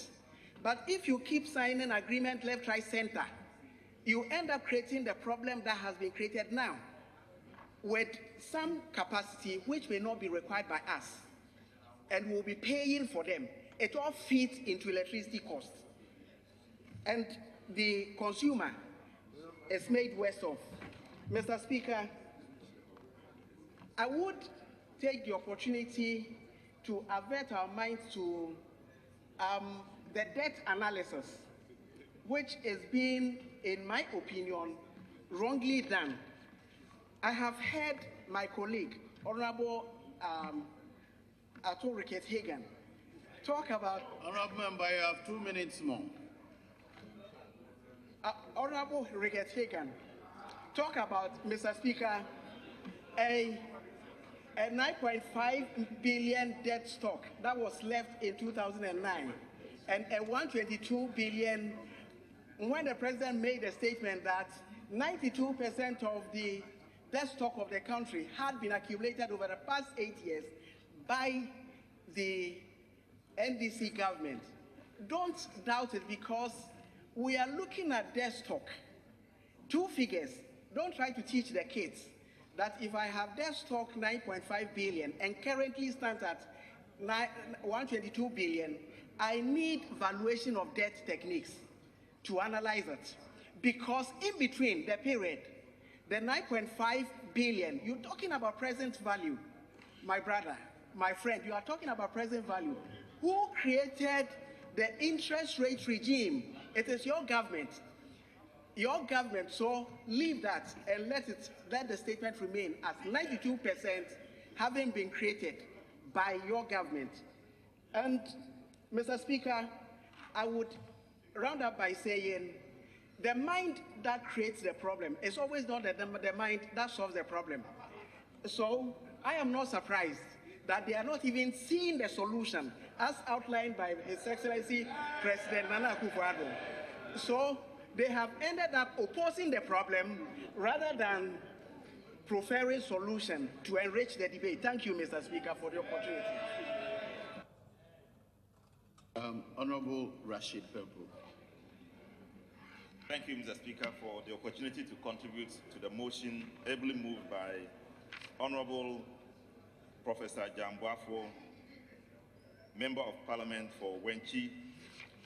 Mr. Speaker, in accordance to Article 67 of our Constitution, the President came here to present a State of the Nation's address. And indeed, we expected to see a true State of the Nation address presented by the President. But we looked at it, we listened to it, and eventually come to the conclusion that there was a skewed presentation of what he called the State of the Nation address. In presenting the State of the Nation address, we like to see all the sides of the states of the nation, the pluses and the minuses, the incomes and the expenditures, and everything that will make the states of the nation. We want to see the negatives, we want to also see the positives. Mr. Speaker, the President started by some lamentations. He lamented about the states that we have left to this nation. He talked about the economy, the deficit in the economy, and then he also talked about the small physical space left for him to invest in the things he wants to do. But he also repeated something he had been saying all the while he was campaigning for the elections, and for which Ghanaians thought was something worthy of listening to, and they voted for him. Mr. Speaker, he repeated his own promises of building building a dam for each village in this country, ensuring that he gives $1 million to each constituency, and then etc., etc. So many promises that we believe are so difficult to fulfill that the promise that the president said he is going to fulfill. Mr. President, Mr. Speaker, Honourable Member for Takrade. Mr. Speaker, the honourable member is misleading the House. Donado said one district, $1 million. Sorry, he said who? I didn't hear. Order. I didn't hear. You said somebody said something. I said Nanado. Can you? The president. No, Nanado has appeared before us. The president. Please, I said the president, Nana Addo, said 1 million for one constituency, not 1 million or 4 million for one district. He said 1 million for one constituency, not 4 million. Correction noted. Honourable Member, continue. I don't know where he got his statistics. I don't know where he got his information. Mr. Speaker, I'm repeating that he made a promise of $1 million to each constituency. He made a promise of building a dam for each village in this country. He has made a promise to ensure that all allowances due teacher trainees and nursing trainees are paid. He has made so many promises that it is difficult for anybody to understand that it is the same government we are talking about. And the same economy he has so much lamented about. Mr. Speaker, he has talked about the small physical space left for him to do all these things. And yet, he says that by September, we are going to start the free education, SHS education. Mr. Speaker, this is very, very difficult to apprehend.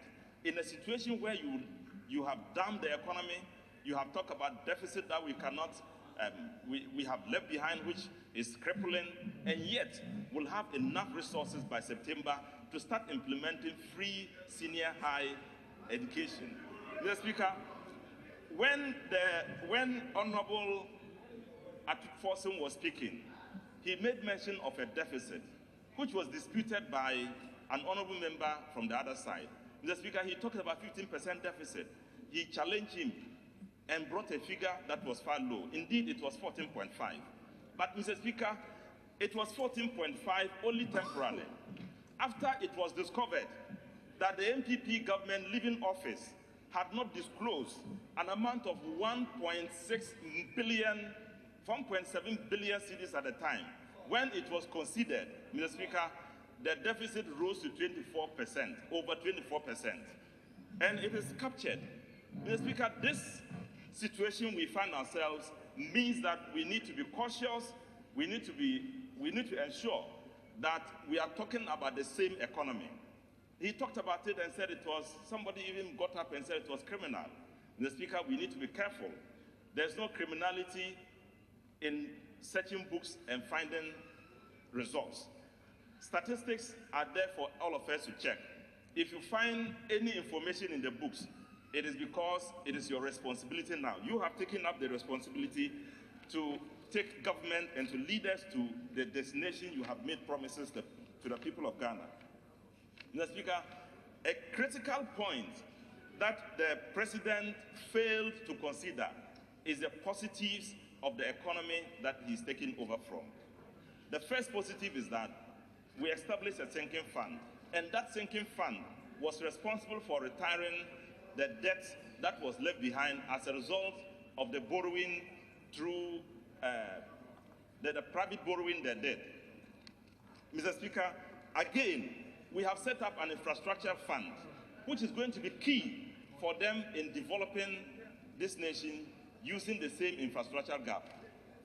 Mr. Speaker, we have also established an Exim Bank.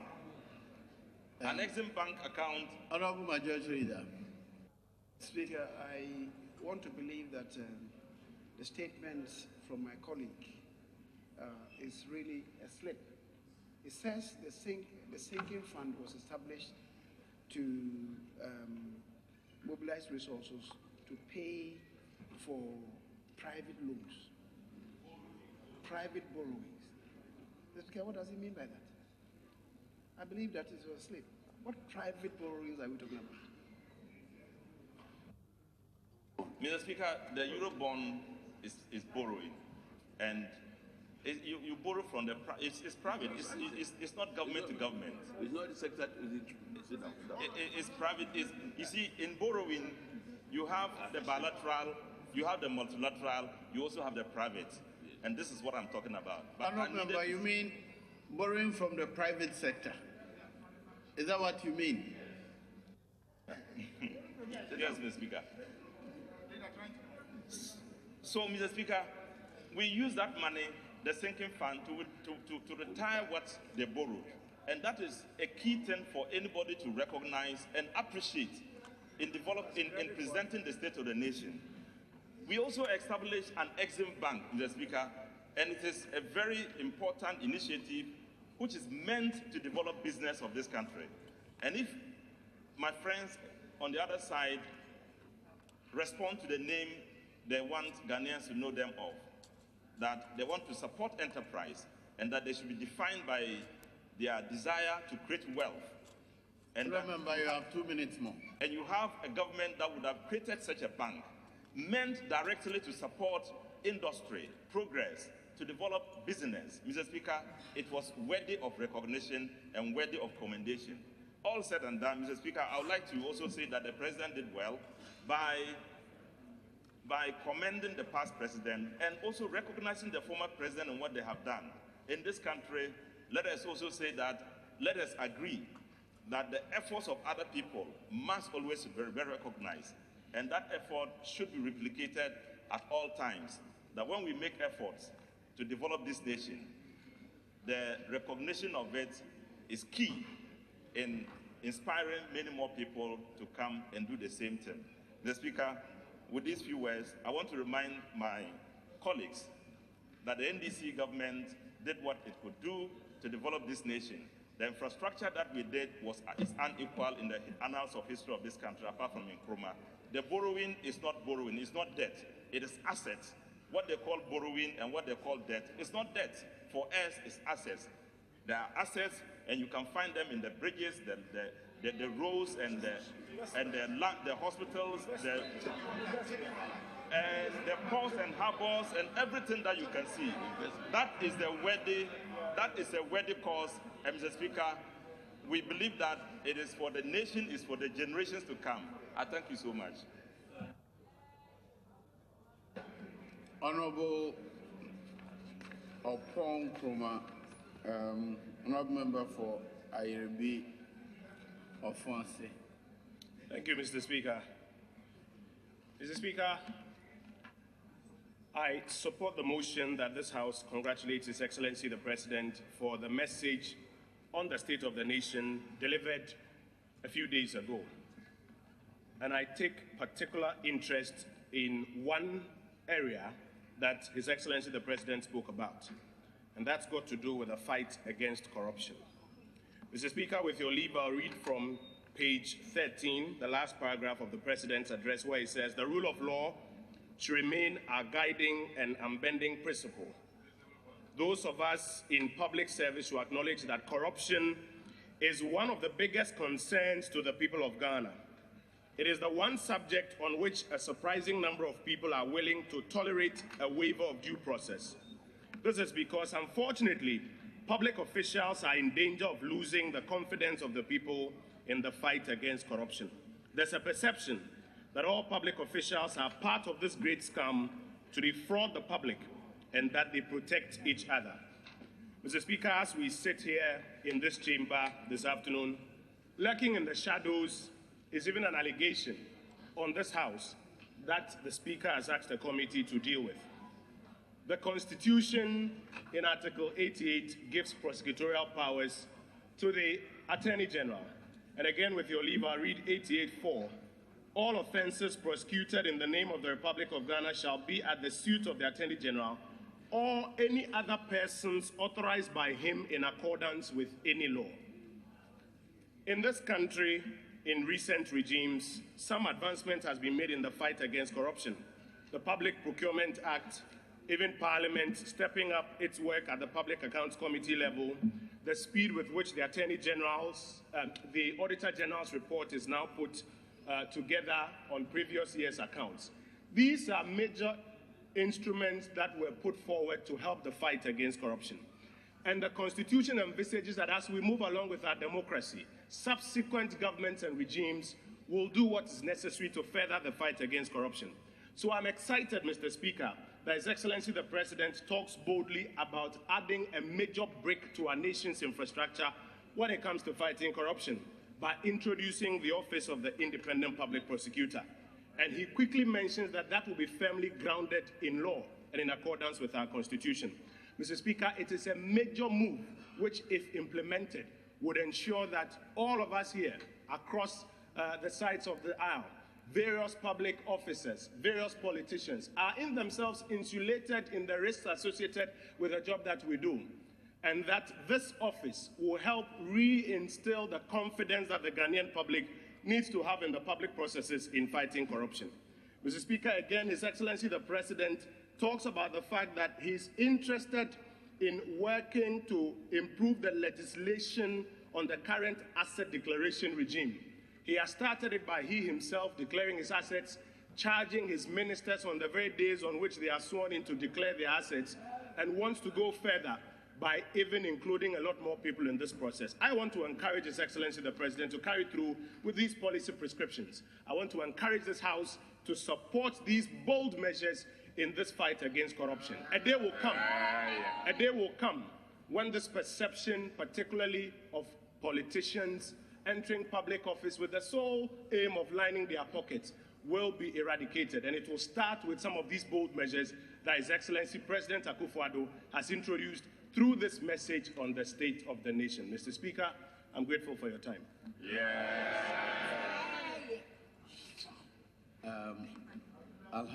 Honorable Al-Hassan Suhini. Thank you very much, Mr. Speaker, for the opportunity to contribute to the debate. And I will take up from where my honorable colleague left off by saying that indeed we all support His Excellency the President's declaration to ensure that corruption becomes a thing of the past. But I, however, just want to remind Mr. President that the fight against corruption, in the fight against corruption, he has a tall record to beat, because it remains true that the worst performance of an NDC administration, as far as the Transparency International report on corruption on Ghana is concerned, remains the best performance of an NPP administration. And so we wish him well. And so we wish him well.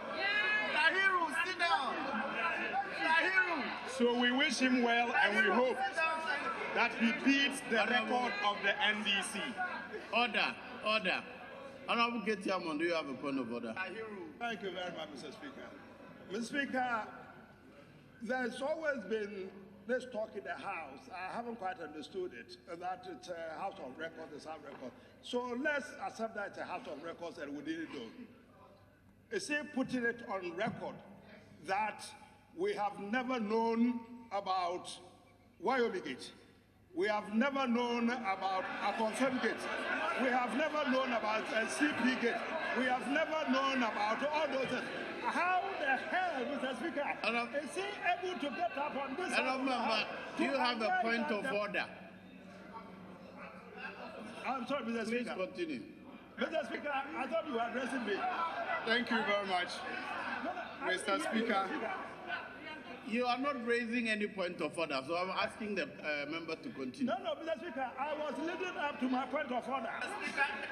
Allow me to develop. If you have a point of order, can you go to it straight? Mr. Speaker, by our relevant rules, he has no right to mislead the House. I am saying by point of order, Mr. Speaker, that he has misled this House by making that extraordinary, outrageous allegation. That is misleading the House, Mr. Speaker. Because, Mr. Speaker, the whole world is aware of their credibility. And then, Mr. Speaker, we have argued that corruption is in the DNA of that party opposite. So for this member, Mr. Speaker, to get up in this August House to allege that NDC, by any shade, by any shadow of imagination, is better than MPP administration that is gone past Ejekunko Force administration, and of course the NPP administration going forward. Mr. Speaker, should not be allowed, should not be entertained. And Mr. Speaker, you should have called him to withdraw because he was completely off the mark and he got it wrong. Well, the deputy leader is asking that they should lay, which particular report do you have in mind? That they should lay the transparency report. That he should lay that report. Mr. Speaker, let him withdraw it, because other than that, there will be no peace in this house. Let him withdraw that statement. Other than that, there will be no peace. Honourable Member, you have made a proposition that all the reports, I request you subsequently to lay the reports before the table so that we can compare for the record. Mr. Speaker, thank you very much. I'll do so. If I were to make allegations in this house, maybe I would have been talking about drill ships and not about Wyoming. But just for the record, Mr. Speaker,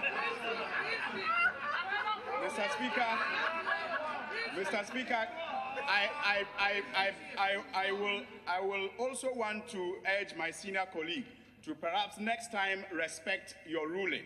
And when you rule that I should continue, he will respect by taking his seat so that I can continue with the debate. Because of his maturity and his experience, I will expect that he guides some of us who are the new members with good example. Mr. Speaker, I'll continue to say that the President met an important constitutional requirement for which I will commend him for. I, however, must say that I was sad that the President did not find it prudent in his statement to the nation to at least send words of condolences to the families in Bimbilla who have lost their relatives, because that is the state in which we are in this country. That is the true state of Ghana. I am also... Honourable Member, hold on. Honourable Chairman, yes. Thank you very much, Mr. Speaker. Mr. Speaker, I will not countenance any insult from that side of this house. Mr. Speaker, if you want to learn from the maturity and the sense on this house of the house, if a speaker makes a ruling, it is meant for the comprehension of the people Mr. Speaker is speaking to. The point I made was that I did not hear the address Mr. Speaker was directing towards me, so I sought clarification. I did not overrule Mr. Speaker. I did not seek to interrupt Mr. Speaker. You have to learn and learn properly. If you do properly, you will not be hoisted by the baton, which is currently hanging around your neck like an albatross.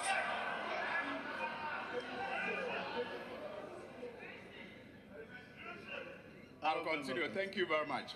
So, as I was saying, Mr. Speaker, I would have wished that the President found space in his short speech to send at least some condolences to the families that lost loved ones in the Bimbilla, conflict, which recently, happened.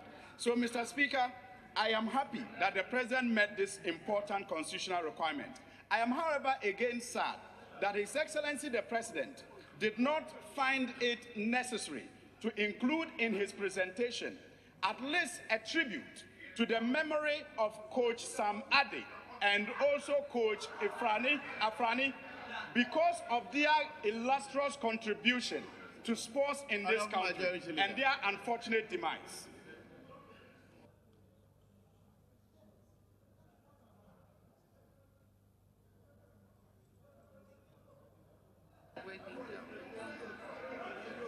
Mr. Speaker, where a member takes his or her position to address the House, I think in this House we are guided by the language that you use, and the orders provide that we should not use offensive and abusive language. When you say that you are sad that the President did not find it prudent to commiserate with the Speaker, that language is offensive. Subsequently, you have said that you are sad that the president did not find space to console the families of those that are the coaches. I think that is more like it. But to say that he didn't find it prudent, in other words, can I finish? Mr. Speaker, I believe that colleagues in the House would learn to accept criticism. If you think that there's nothing wrong, you'll be paving the way for the use of some language that may not sit well in this House. I don't think that is the way to go. I would want to believe that he didn't mean to be offensive in his language use. So, Mr. Speaker, in that regard, I would want to entreat my colleague to withdraw the use of that language.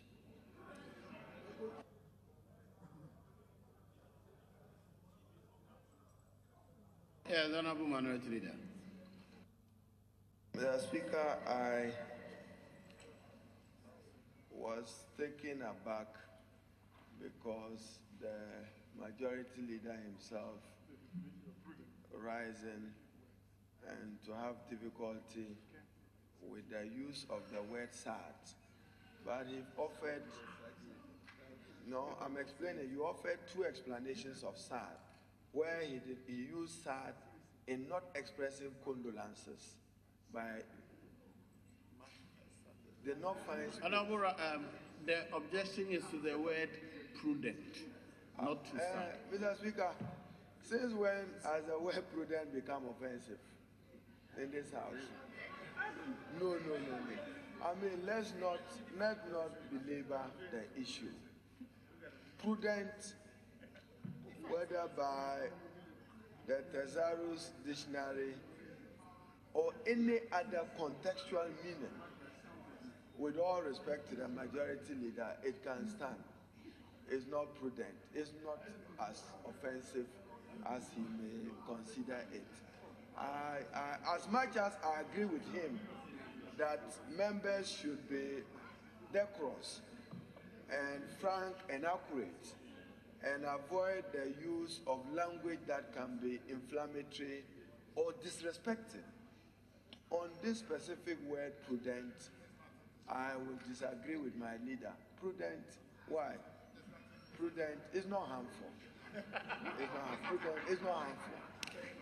It's not one of the words, particularly, and then, Mr. Speaker, I'm guided with my experience that the Hansard is read by many. In fact, I'm told that many presidents, I may not be able to read it, in order that they will be guided what decisions to take to improve based on the input and suggestions that members make. So, but the word prudent, if my leader will have a difficulty with some other word, yes. But prudent, I'm sad that he was not prudent. It's harmless, leader.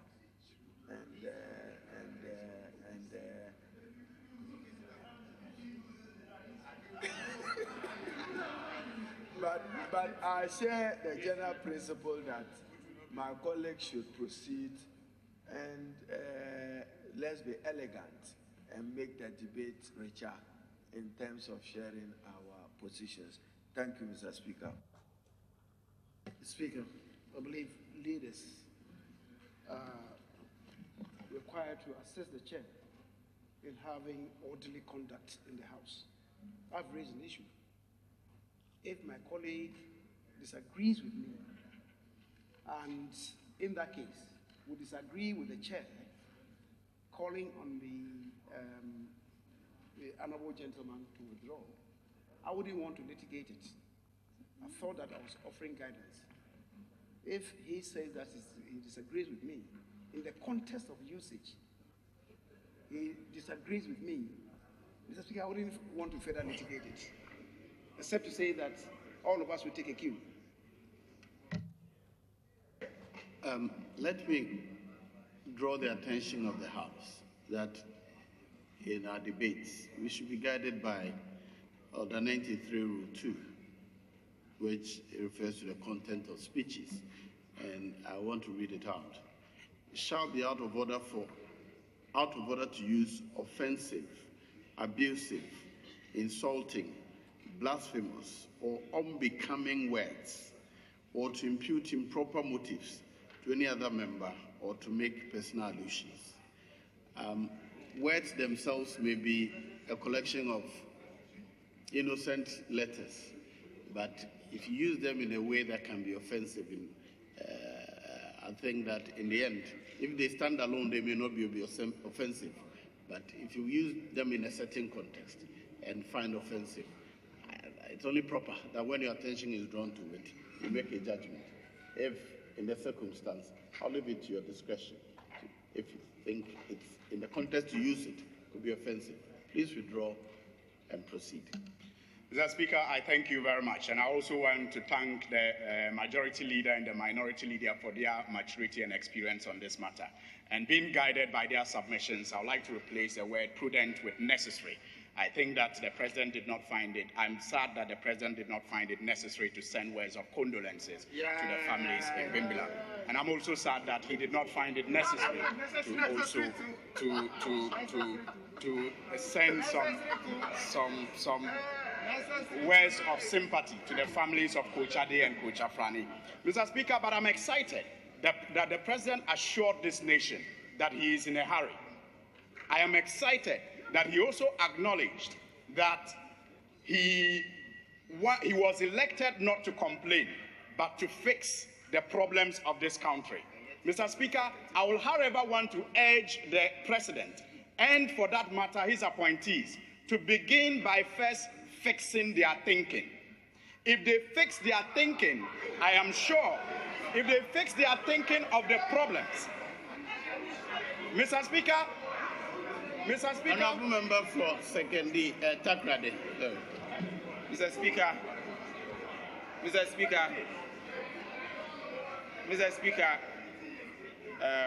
I believe that the Honourable Member statement that people should fix their thinking is an insult.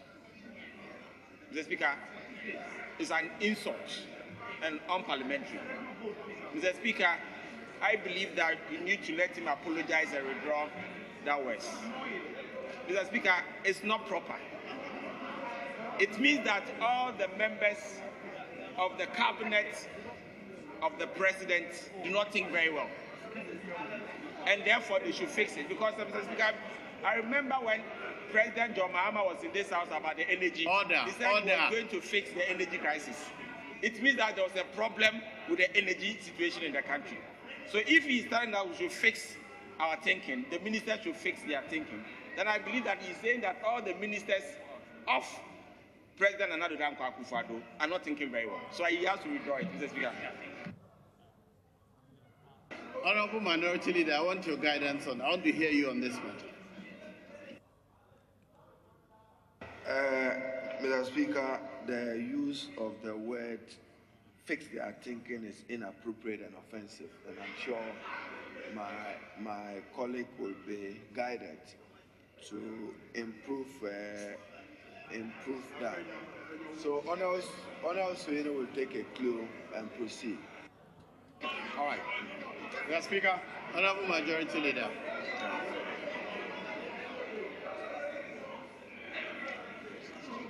Mr. Speaker, the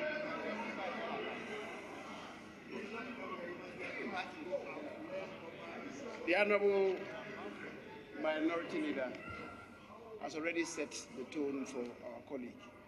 I thought we just advised him that he should apply himself critically to the operations of this House and learn to be very decorous. I'll plead with him that he should not be mentioned as the person who has entered this House to set this house on fire. I believe that it's not good enough. It's not good enough. So, my dear colleague, I'll plead with you that you take a cue from what the minority leader has said. It doesn't do you any good. The path that you want to tread in this house doesn't do you any good. Respectfully. Honourable Member, I direct that you withdraw those words, fix their thinking, and apologize to the House. Mr. Speaker, I will not be whimsical and I won't be capricious. I withdraw. I take your guidance. Thank you very much. I will not be whimsical and I withdraw. I withdraw the phrase that they should fix their thinking. I'll rather substitute it with an admonition. I will withdraw and substitute it with the admonition that if we begin by changing the way we think of our problems as a nation, then we will be fixing those problems. For example, Mr. Speaker, if you have a situation where the first address to the media on an issue of 7 billion cedis as to whether it is arrears or it is lost is approached with the suspicion that it might have been stolen, you will not be able to fix the problem with such a mindset. If your mindset in approaching the problems that you are supposed to be dealing with is, first of all, that those who have handed over power to you may have committed a crime and may have stolen, you will be guided by that mindset into a ditch, and that will be very disastrous for this country. In the case of the 7 billion, I am happy the president said that these were arrears. But before the president came here, we know how a certain mindset led to the assumption that this 7 billion was stolen and had gone missing. So all I am saying, Mr. Speaker, is that if we change the way we think of our problems going forward, we will find better solutions.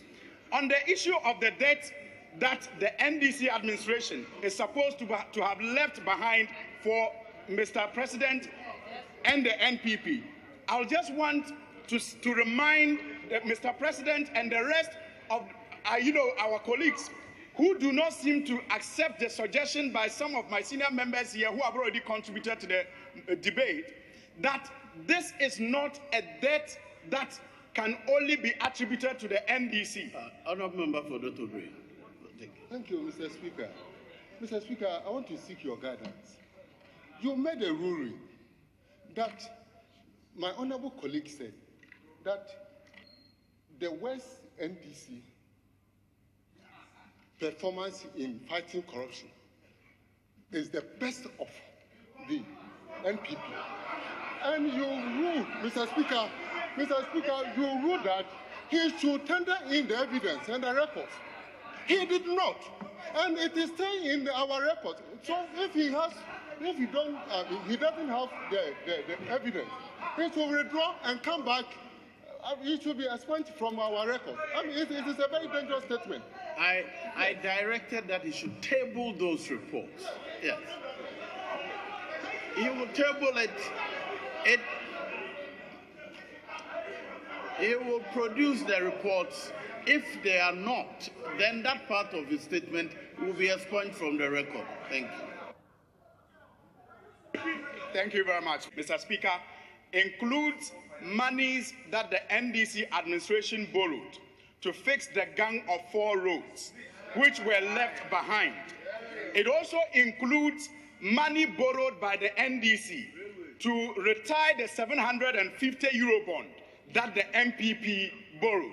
Out of the 750, 250 million was borrowed to settle that debt. So it is very unfair for them to say that that chunk of 122 billion was only borrowed by the NDC and was used for the projects and the programs of the NDC.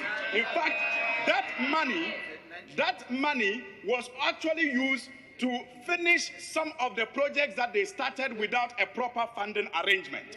It was also used to retire some of the debt that they took, Mr. Speaker. So I think that they have to be guided on this note. I am also, very happy that Mr. President made reference to the agri sector and talked about planting for food and jobs. Mr. Speaker, I am excited about that program. My worry, however, is it is not yet clear to me as to whether this is the promise. This is to deliver the promise of jobs to the unemployed youth that the President also alluded to in his presentation. I do not know if these are the jobs that they promise the graduates from our tertiary institutions. I wish them well, and I hope that they will make it attractive enough for our graduates to find these jobs very, very compatible with their expectations. I wish them well, and I believe that if they implement it well and make it attractive enough, the jobs will 1 minute. Mr. Speaker, I am, however, on this same matter. I am, however, on this same matter, disappointed that Mr. President did not find it, necessary to at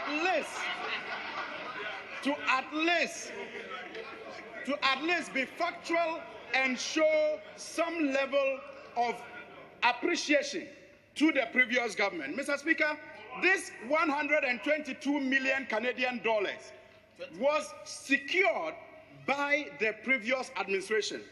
This is the budgetary support that has been coming from the Canadian government. And indeed, there is record to show, Mr. Speaker, that on the 25th of February, on 25th February 2015... Remember, wind up. In conclusion, Mr. Speaker, on 25th February 2015, the Canadian First Secretary in charge of development paid a visit to the then Agri Minister, Alhaji Muniru Limuna, and announced this facility and assured that the disbursements was going to start in March this year. So it would have hurt nothing. It would have hurt nothing if the president acknowledged the contribution of the former administration. Mr. Speaker, I am grateful for the time. Thank you very much.